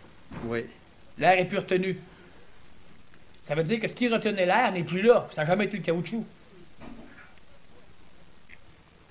Ah, ça fonctionne, non? Ça a l'air à ça. Je vais arrêter au cas qu'il se passe la même chose que pour la balloune. Revenons à l'immortalité. Ouais, revenons à des phénomènes plus simples. L'immortalité, dans notre réalité, on a, bon, premièrement, je voulais juste parler de la vie. Qu'est-ce que c'est la vie? Je t'ai posé la question en première partie, qu'est-ce que la vie? La vie, c'est quand on bouge. Là, t'es parti à rire parce que t'as vu que les arbres bougeaient puis que Oui. les dunes de sable dans le désert se promènent. Alors, j'ai plusieurs explications qui vont définir c'est quoi la vie. Oui. Je n'ai pas une qui les englobe toutes. Non, il faut fusionner. Sans ça, t'es mal pris que la vie, tu ne sais pas ce qu'est la vie. Mais le gros problème là-dedans, OK, d'accord, il faut fusionner au début les concepts de la vie pour être capable de dire voici ce qu'est la vie. Ça ne dit pas que c'est la vie dans l'absolu. Mais au moins, tu as un concept de la vie, puis maintenant, si tu veux le changer, tu ne seras pas en guerre contre tous les autres petits concepts de la vie qui disent non, change pas ça. Okay? Tu as un concept. Maintenant, la vie, qu'est-ce que c'est? Mais au pratique, justement, si je prenais la vie de chacun, je prenais la vie de chacun, puis on pourrait établir c'est quoi la vie. Même pas. Tu aurais On ton pourrait concept. faire un concept global Oui, qui les parfait. engloberait tous. Bon, est-ce que l'amour fait partie de la vie? Bon, on pourrait dire oui. Oui. On pourrait dire oui. On dit oui. Bon. Est-ce que la mort fait partie de la vie? Hein, les deux concepts chez lui, là. Paradoxal, mais ils sont. Non, mais ils Je dis oui. Ouais, tu dis oui. J'ai pas le choix. Tu dis oui.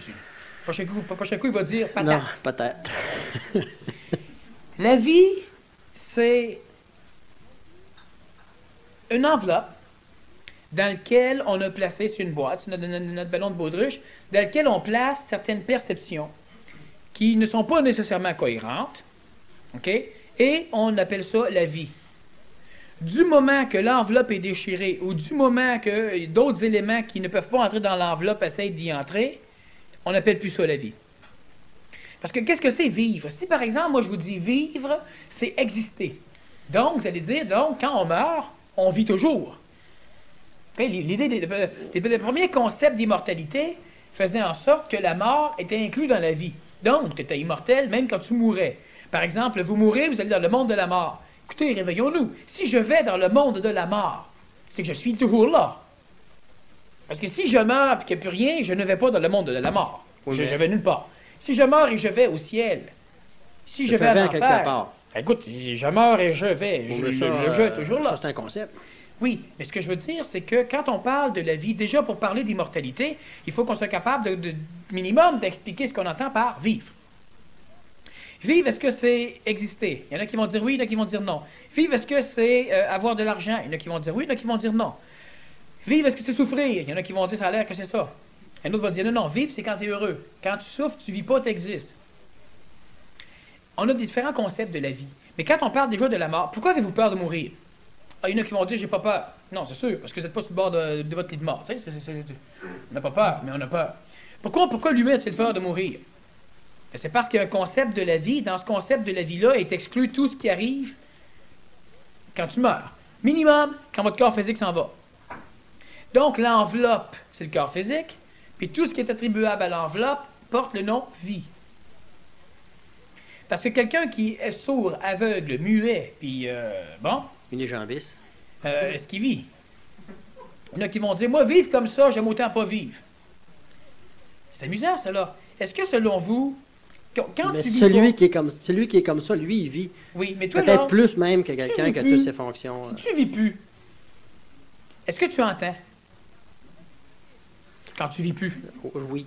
Ben, on dit non. Ben, on va dire non, là, mais la réponse est oui. Mais Est-ce que tu on va dire goûtes? non. Non. Est-ce que tu vois? Est-ce que tu sens? Non, non. Est-ce que tu touches? Si t'es sourd et muet et aveugle, aimes-tu mieux être mort que d'être de même? Sourd, muet et aveugle.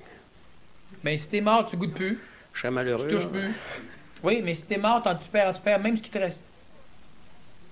Oui, l'idée du concept, c'est que les gens, puis il y a des suicides régulièrement, encore chez la jeunesse, il y en a encore chez les personnes, il y a des suicides, il y en a. Pour rien. Les concepts de vie. Il y a des suicides d'amour, là. Vers 15-16 ans, ça se suicide d'amour. Je peux pas vivre sans lui, je peux pas vivre sans elle. Ah, ça prend pas grand-chose, là. Mais tu peux mourir sans lui, par exemple. Oui. Notre concept de vie est un problème. Si on parle d'immortalité, les êtres qui sont devenus immortels étaient des êtres qui soit se réincarnaient et se rappelaient de ce qu'ils avaient été. Le Dalai Lama est immortel, puis il y a d'autres personnages qui le sont. Ça, c'est encore réincarnationnellement. Oui. Est-ce qu'il y a des êtres immortels sur la planète, présentement? Oui. Il y a au moins Conrad. En anglais, c'est Connor. Ah oui, je sais, mais en français, c'est Conrad. Ils n'ont pas traduit en français Connor. Hein? C'est ça. Oui, il y a des êtres immortels à part lui. Oui, il y a des êtres immortels sur la planète. Est-ce qu'on a accès à ces gens-là? Je vais vous expliquer. Ou si c'est des gens? Aimerais-tu être immortel? Ben oui. Bon. La première technique pour être immortel, c'est de rencontrer un immortel. OK? Je t'explique là rapidement. Première chose, si tu veux être immortel, il faut que tu rencontres un immortel. Tu ne peux pas être immortel sans rencontrer d'immortel. Bon. Première affaire. Je t'avertis. Oui, tu es averti là. Okay. Puis c'est important. Deuxième chose que tu dois faire pour être immortel, ensuite, une fois que tu rencontres un immortel, c'est de rencontrer quelqu'un qui veut devenir immortel. C'est pas des jeux de mots que je donne là. Comment? Il faut qu'on soit 3. Moi, il faut que je rencontre quelqu'un qui pas 3 en même immortel. temps, mais il faut que tu sois 2, puis il faut que tu sois 2. OK. Il faut que tu rencontres un immortel. Puis et ensuite, il faudra que tu rencontres une personne qui est mortelle, qui veut devenir immortelle. OK. Et là, tu deviens automatiquement immortel. OK. C'est la façon de faire. Il n'y a pas d'autre. Non. Puis il n'y en a pas d'autre en fonction du chronotype actuel. Il n'y en a pas d'autre en fonction des concepts de la vie, de la mort, de l'existence actuelle chez nos contemporains, chez toi. Donc, dans la réalité chronotopique, qui engendre beaucoup de différenciation à travers les homochrones, c'est de cette manière-là de faire qui existe. Tu dois rencontrer un immortel. Tu dois rencontrer un immortel. Ensuite, tu dois rencontrer quelqu'un qui veut devenir immortel.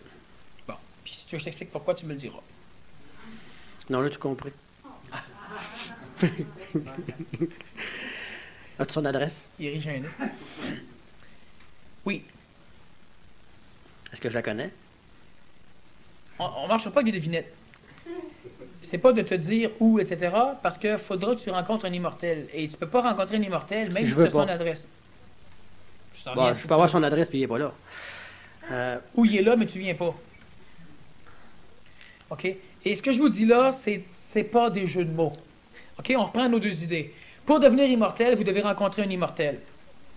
Ça implique énormément d'affaires. Si on était dans un mode de formation vers lequel je me dirige rapidement, j'en dirais pas plus. Et je vous obligerais à m'expliquer.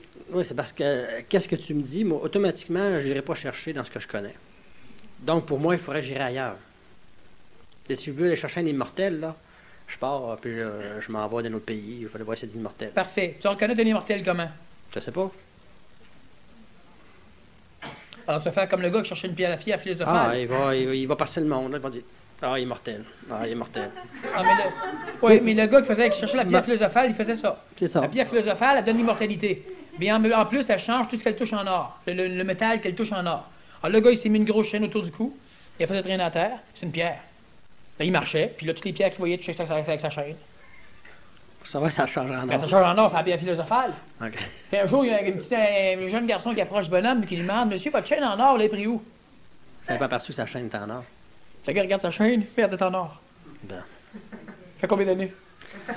Donc, ben, c'est ça qui arrive. On cherche ailleurs ce qu'on a dans nous. Ça, c'est une chose. Sauf que le gars, il cherchait la bebelle, puis à un moment donné, ben, c'est devenu tellement mécanique que c'est changé en or, mais son but n'était plus de trouver la pierre philosophale, c'était de brosser la chaîne à terre. Comment tu vas faire pour reconnaître un immortel? La question, je la pose à tout le monde, là, mais... Si je veux reconnaître un immortel, il faut que... que j'ai des éléments. Non, si tu veux reconnaître un immortel, il va falloir que tu veuilles reconnaître un immortel. Il Ok, ça s'arrête là. faudra que je le trouve en quelque part. Non, non. Parce que si tu veux reconnaître un immortel, il faudra que tu veuilles reconnaître un immortel. Bon, première affaire de régler. C'est de vouloir. Maintenant que tu veux reconnaître un immortel, tu fais comment? Faut que tu le trouves. Mais ça, c'est bien. Écoute, c'est bien. Comment tu fais pour manger une pomme? Ben, premièrement, il faut une pomme. Il faut une bouche, il faut des dents. Ouais, c'est correct, ça va. Donc, comment tu fais pour reconnaître un immortel? Là? Il est devant toi, là. Comment tu sais que c'est un immortel? Je demande sa date de naissance. Ça ne te donnera pas rien. Parfait. Demande-moi ma date de naissance. C'est quoi la date de naissance? C'est le 1er juillet de la moins 40 000. Tu me crois-tu? Ça t'arrange-tu?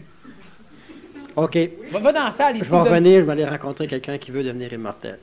Mais la vibration va me le dire aussi. Je vais me fier à moi, qu'est-ce que je suis sur différents Ça tient à plans. toi. Donc, il va se fier au fait qu'il ne croit pas à l'immortalité pour être capable de reconnaître un immortel. Les sceptiques font ça, puis tout ce qu'ils ont, c'est ce qui ne marche pas. C'est ce qui marche pas. Ben oui. Comment vas-tu faire pour reconnaître un immortel? Ben, je vais lui Tu me le demander. dis pas, faut que je te le dise. Ben, je vais lui demander. Es-tu immortel? Es-tu immortel? D'un coup, il ne sait pas, lui. Ben oui, c'est. Non. Pourquoi tu dis qu'il le sait? Ben, c'est un immortel. Oui, c'est un immortel, mais d'un coup, qu'il ne sait pas. Ah, s'il est immortel, il ne sait pas. Où t'as pris qu'un immortel le savait? Moi, je demande à du monde en conférence souvent, Ben, es-tu si- un bon gars? si Ben, t'es je sais immortel- pas, moi. alors, Tu es une bonne fille, je sais pas. Alors, si t'es Tu es immortel- intelligent, je sais pas. Tu es beau, je sais pas. Tu es immortel, je sais pas. Si est immortel, sa planète le sait, parce que tout le monde meurt. Ou presque. À part lui. Après 200 ans, les gens disparaissent. Non. Réfléchissez un petit peu tout le monde, là. Écoute, si toi, là, tu dois devenir immortel en rencontrant un immortel par rencontrant quelqu'un qui veut le devenir, ça veut dire qu'à un moment donné, tu le deviens. Oui. Si tu le deviens, ça fait 3 millions d'années que tu vis. T'es un immortel flambant neuf. Fait que tu le sais-tu que t'es immortel? Ben, tu le sais pas. Bon. Et si je te le demande, t'es-tu immortel? Tu vas me dire non, tu l'es. Merci. Mais non, ça c'est un exemple. Alors, il faut comprendre, comment tu fais pour reconnaître qu'une personne est immortelle? Ça, la réponse à cette question-là va impliquer plein de choses. Je dois rencontrer quelqu'un qui est immortel pour la simple raison que celui qui est immortel vit dans un concept de réalité qui est totalement celui que j'ai besoin pour le devenir. Maintenant, comment je vais le reconnaître? En modifiant mon concept de réalité. Pas en demandant son âge. Mais si je change mon Tu vas concept. rencontrer un gars, là, puis il va essayer de faire une immortelle. T'as-tu un épée, toi? Quel âge que t'as? J'ai perdu ma question. Si je change mon concept de la réalité, je vais automatiquement rencontrer quelqu'un d'autre qui a changé son concept de réalité. Pas nécessairement. Si moi je veux rencontrer un immortel, en partant, je veux rencontrer un immortel, je change mon concept Bon, de je vais te réalité. poser une question comme ça rapide. Là. Veux-tu rencontrer un immortel? Oui. Bon, moi je sais que c'est faux, là, mais en tout cas. Parce que l'humain est un maudit menteur, mais en tout cas. Bon, mais quand tu vas vouloir rencontrer un immortel, que quand vous allez vouloir rencontrer un immortel, il va se passer quoi? Ben là, je n'ai jamais rencontré. Non, Euh, non, ouais. Ton intuition tout à l'heure, tu disais, là, puis ton énergie, puis ton feeling, là, tout ça, là, c'est plus bon, là?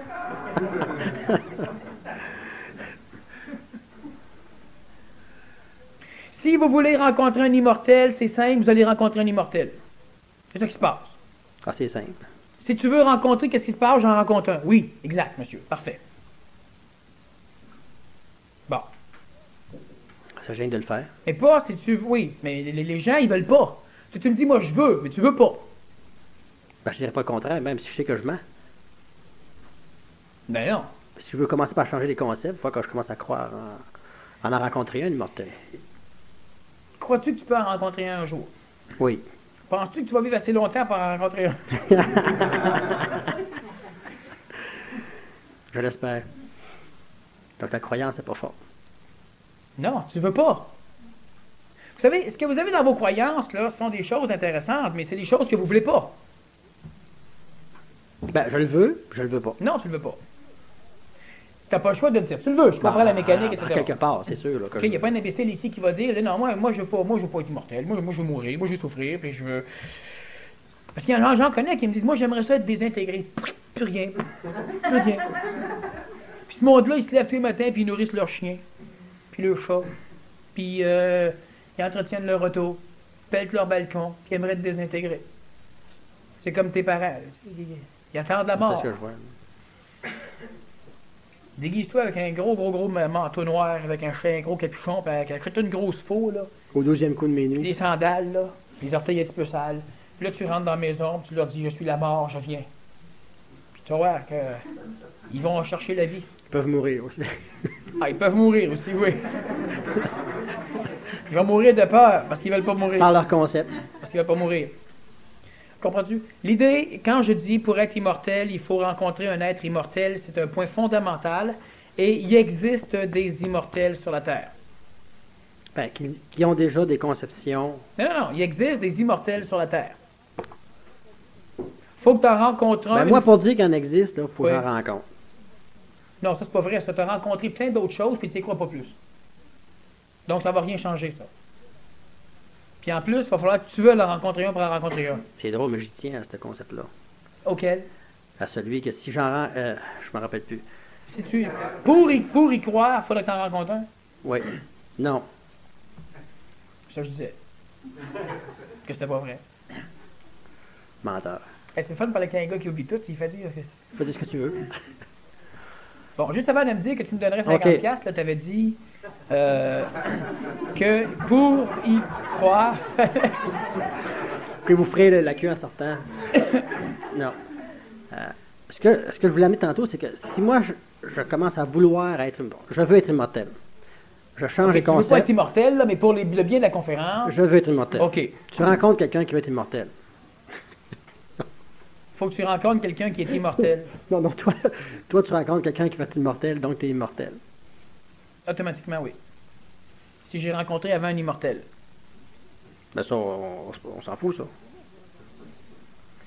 Tu Si vois- moi je veux rencontrer un immortel, je te rencontre. Ouais, Moi, je rencontre un immortel. Oui, mais il faut que j'en sois un. Non, non. Moi, je veux rencontrer un Je immortel. vais Je t'expliquer te la chose. Je vais rencontre. t'expliquer la chose, rapidement. Pour rencontrer un immortel, vous devez être seul. Tu peux pas rencontrer un immortel si tu n'es pas seul. OK? Oui, C'est ça important. va, ça va. Bon.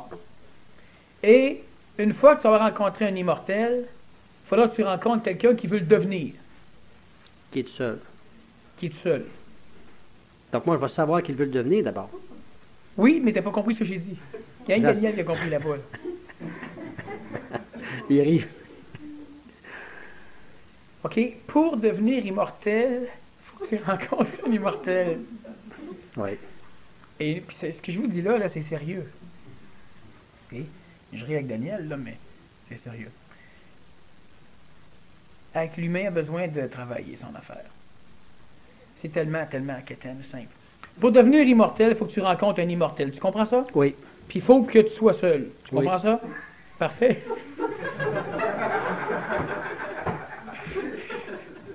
Daniel, il en peut plus parce qu'il ne comprend pas. Ben, faut que tu te rencontres toi-même. Ah ben il comprend plus qu'on pensait. C'est pas pire. Là, il vient de comprendre, là.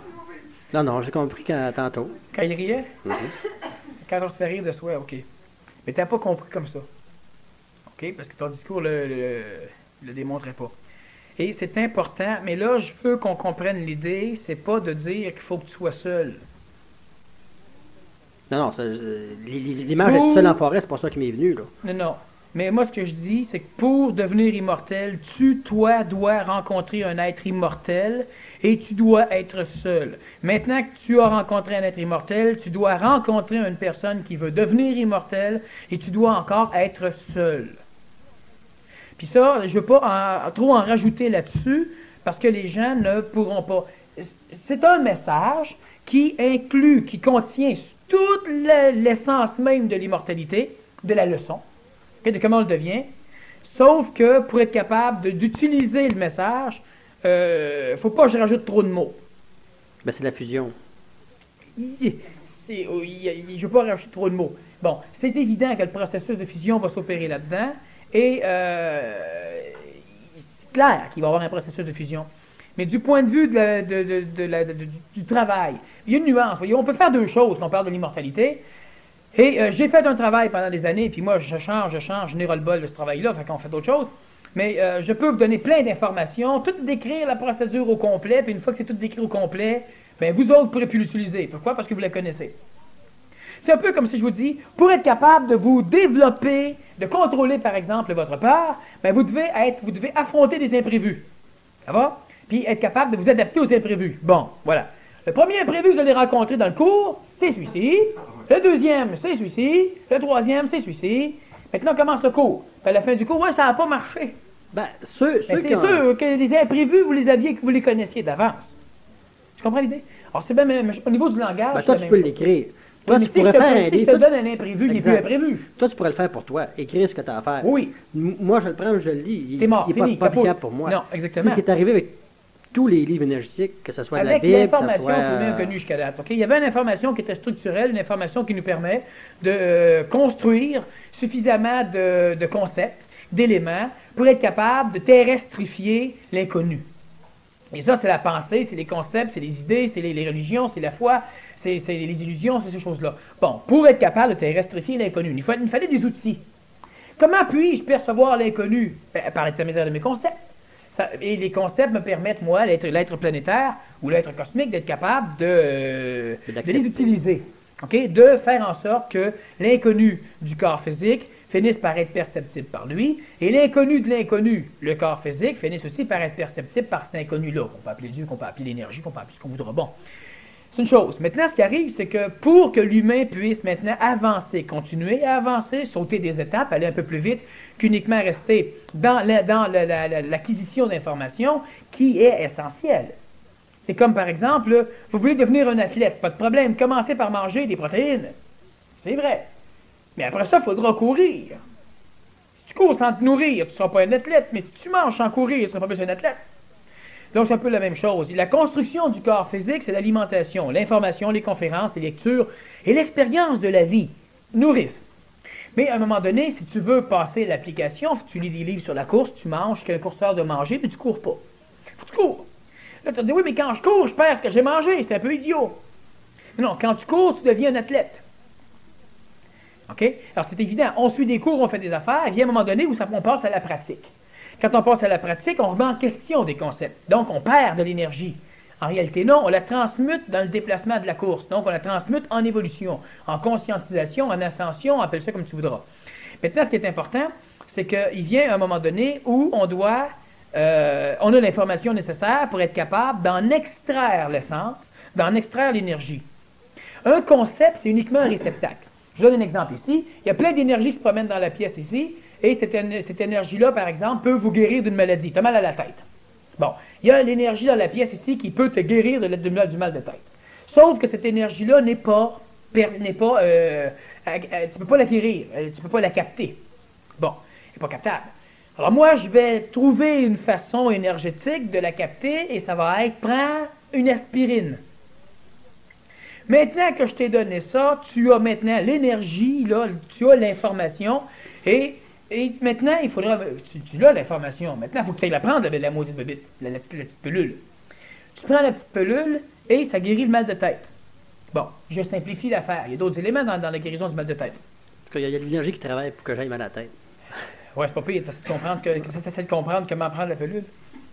Mais, c'est pas grave, tu feras la pilule après. Ce qui est important, c'est que quand je te dis, par exemple, que pour devenir immortel, il est essentiel que tu rencontres un immortel et que vous soyez seul. Ça implique que l'être humain doit prendre ça, c'est comme prendre une aspirine ou c'est comme, ok, tu comprends l'idée? Oui. C'est que les concepts qu'on amène sont des façons de créer une espèce de piège à énergie. Puis quand on a un concept, là-dedans, il y a de l'énergie. Le problème, c'est que nous, on prend le concept, exactement comme vous prenez une pilule entérosoluble. Une pilule qui a un enrobage qui fait que ça se dissout uniquement dans l'intestin. Bon, on prend la pilule entérosoluble, mais le problème, c'est que nous autres, la façon dont on est construit, on ne dissout pas la capsule, l'emballage. Alors, un concept, tu le prends, je le comprends, mais une fois qu'il est intégré dans ton ego, il doit être digéré. Donc, le concept, qui est l'emballage, doit être digéré pour que l'énergie contenue dans l'emballage sorte et puisse maintenant être utilisée. Mais nous, on veut avancer avec les concepts. La preuve, je vais dire à quelqu'un, La personne qui est âgée, par exemple, je lui dis, sais-tu que tu pourrais rajeunir? Elle veut pas. Puis la personne pourquoi elle veut pas? Parce qu'elle a un concept du vieillissement. Mais il faudrait briser ce concept-là. Essaye de briser son concept. Ça ne veut pas. Écoutez, si je me mets à digérer ma pilule, j'aurai plus de pilule. Tu n'auras plus besoin de pilule. Tu sais, quand tu auras plus mal à la tête, tu n'auras plus besoin de pilule. Fait que digère l'emballage entérosoluble pour libérer les ingrédients. Tu digères. Mais on veut pas. Parce que si je digère, j'ai plus l'affaire. Moi, j'ai eu le concept de Dieu. À un moment donné, je l'ai digéré le concept de Dieu. Il m'a monté. Il m'a libéré. Mais je n'ai pas été libre de la religion. Ayant digéré la religion, maintenant, je me sens plus libre. Elle me monte.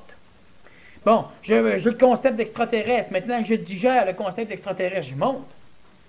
L'immortel, toi, tu veux être immortel. Tu dois rencontrer un être immortel. L'être immortel doit rencontrer une personne qui veut devenir immortelle, et vous devez être seul. Ça, si vous êtes capable de prendre le concept et de le travailler. Le travailler, ça veut dire attaquer l'enveloppe du concept pour arriver à en libérer l'énergie. Ben, c'est d'accepter l'immortel en nous aussi. Oui, mais accepter l'immortel en toi, c'est plus que ça, ce que je viens d'expliquer là. Faut que tu rencontres un immortel. Et je ne vais pas en dire plus moi là, non plus, c'est ça. Mais il faut que tu rencontres un immortel. Quand on parle, le prochain PMC+, la fusion, c'est la prédigestion versus, finalement, pour nous mener à la digestion des enveloppes. C'est quelle date, Daniel? C'est dimanche prochain. On peut s'inscrire aujourd'hui, d'ailleurs. Non, ça paraît bien, l'affaire, c'est quelle date? Non, on n'avait pas dit. C'est informatif, effectivement. Bon. Mais, très important, il faut de plus en plus que les êtres humains deviennent, enfin, minimum les gens avec qui je travaille, les gens que je connais, cessent d'être des personnes à pilule. J'ai amené des personnes âgées à l'hôpital avec des sacs Steinberg et des sacs pleins de pilules. Des sacs Steinberg, oui. Les Steinberg n'a plus, là. Mais des gros sacs pleins de pilules. C'est réel. On vide la pharmacie au complet, puis là, un sac complet de magasinage, des fois 2 sacs avec des poignées, juste des pilules. Tu rentres à l'hôpital, puis le médecin demande qu'est-ce qu'il y a? Il y a ça. C'est-à-dire, je comprends. Ah, c'est fréquent, c'est ça. C'est bon. Mais l'humain, c'est la même chose. Parce qu'à un moment donné, vous avez plein de pilules sur comment être en santé. Parfait. Allez-vous les prendre? Non. Là, on va aller suivre un cours de yoga, ramasser d'autres pilules. Mais là, allez-vous pratiquer ça pendant 15-20 ans, le temps que ça vous donne? Non. Je n'ai fait 1 an ou 2. Là, je comprends. Moi, je connais ça, le yoga. Je l'ai déjà fait. Puis t'as lâché. Oui. C'est vrai, le yoga, c'est pas bon, hein? Non, c'est bon, le yoga. Puis t'as lâché. Oh, mais je pense que j'avais plus le temps. Mais d'abord, c'est pas bon, le yoga. Si c'était bon, tu continuerais, il me semble. Ou t'es cinglé. Parce qu'il y en a qui vont dire ça. Tu vas les approcher en disant, c'est une technique. Ah, moi, j'ai tout fait ça. J'ai tout fait. Oui. Donc, l'ego, c'est accaparé. Il y en a fait. Est-ce qu'il a fait un yogi va en faire pendant 60 ans? L'Européen, l'Américain arrive, il s'inscrit à un cours au centre au YMCA, ou bien non, dans le sol de l'église de son coin, et puis il en fait pendant 1 an ou 2 ans, à raison d'1 fois par semaine, une petite heure, 1h30. Puis après ça, il en a fait du yoga, il connaît ça. Puis l'autre yogi là-bas, lui, il est 7 jours sur 7, il est plusieurs heures par jour, pendant 60 ans, puis lui il va te dire, non, je connais pas tout du yoga. Alors, évidemment, nous on a une version pilule, pilulalisée. C'est à faire de retenir ça, de le prononcer le soir en te levant, en couchant. Pilulalisée. Fausse. L'idée, c'est important, parce que moi, je m'en vais de plus en plus vers l'utilisation pratique vers la digestion des pilules. On veut rester en termes de vulgarisation, et c'est important. Si je dis, par exemple, que pour l'immortalité, il y a ça, qu'est-ce qu'il reste à faire maintenant? Digérer la pilule. Parce que si on explique le processus de l'immortalisation de l'être humain, il ne peut pas devenir immortel. Et ça, c'est pas la première fois que je parle de cela. Ça fait des années que je dis un peu la même chose. Il y a des choses que je ne veux pas dire parce que ça fonctionne. Puis si je te les dis, il faudra maintenant que toi, tu trouves d'autres choses. Bon, et c'est exactement ça. C'est frustrant pour la personne pilule. Écoute, moi, j'aimerais avoir le premier imprévu. Peux-tu me dire c'est quoi le premier imprévu? Non, mais tu sais, j'aimerais l'avoir. Oui, mais il faut que ce soit imprévu. Oui, je comprends, il faut que ce soit imprévu. Mais dis-moi là, tu sais, sois pas chien, dis-moi là. Puis non, je m'ai mangé comme si je le savais pas, tu sais, manger comme si c'était un imprévu, tu sais, mais j'aimerais le savoir. Et puis si je le dis, ben l'imprévu là, il était vraiment bon pour toi. Mais il est plus bon. Mais l'être humain s'en fout. On veut ramasser les pilules. Exactement comme il faut que tu prennes ce médicament-là sans le savoir. Oui, je comprends, tu sais, mais peux-tu juste me le dire quand même? Bon, ce que tu nous dis, là, c'est... on a une forêt à traverser. Tu nous dis avant de traverser, fais attention, il y a des trous dans la forêt. Mais mec, on arrive à un trou, tu ne le diras pas. Non, même pas. Me dire, traverse la forêt. Puis rendu de l'autre côté, Là, tu nous dis qu'il y a des tu trous. vas savoir ce qu'il faut. Tu sais, c'est l'exemple. Qu'est-ce qu'il faut faire pour survivre dans une jungle? Ben, vas-y. Aller dans la jungle. Tu vas apprendre. Oui, tu peux dire, il me faudrait un peu d'information. On va t'en donner un peu d'information. Pas de problème. C'est l'information qu'on peut se donner. Des pilules. Mais quand tu es dans la jungle du Gerlet, qu'est-ce qu'il faut pour survivre dans la jungle? Il faut une gourde d'eau. Oui, mais il faudra aussi que tu boives l'eau. Il faut des aliments déshydratés. Oui, il faudra aussi que tu les fasses cuire et que tu les manges. Hein? Sans ça, tu vas dans la jungle, il y avait tout ce qu'il fallait pour survivre, puis il est mort. C'est la preuve que ça ne marche pas. Il faut un parachute quand tu sautes d'un avion. Ouais, Tu l'ouvres aussi. fonctionnel. Moi, je peux vous dire, il faut un parachute très bien empaqueté, bien fermé dans son sac. C'est vrai. Mais si tu arrives en bas comme ça, Moi, je vais sauter avec 2 parachutes. oui, mais si tu arrives en bas avec les 2 parachutes fermés, C'est pas bon. parce que si je vous dis, pour sauter d'un avion, il vous faut un parachute ouvert. Vous allez rester accroché après l'avion. Donc, il faut un parachute fermé. C'est votre gage de survie. Mais du moment que tu t'es lancé dans le vide, il faut que tu l'ouvres, ton foutu parachute. Les lois viennent de changer. Là, il ne faut plus un parachute fermé.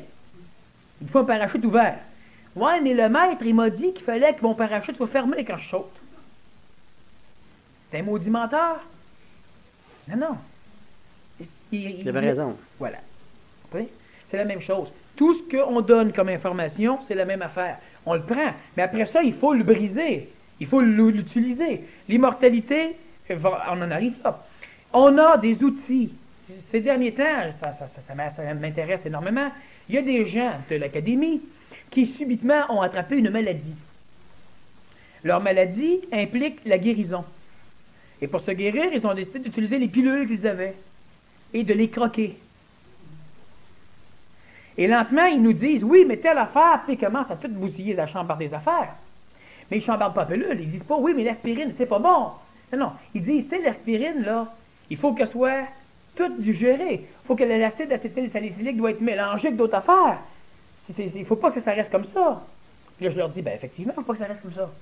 Puis il n'y en a pas un qui me dit, ben pourquoi tu ne l'as pas dit? Écoute, comment ça marche, l'humain? Moi, je vais vous dire, pour sauter en parachute, vous avez un parachute ouvert. Non, il doit être fermé, mais il y a un moment donné, il doit être ouvert.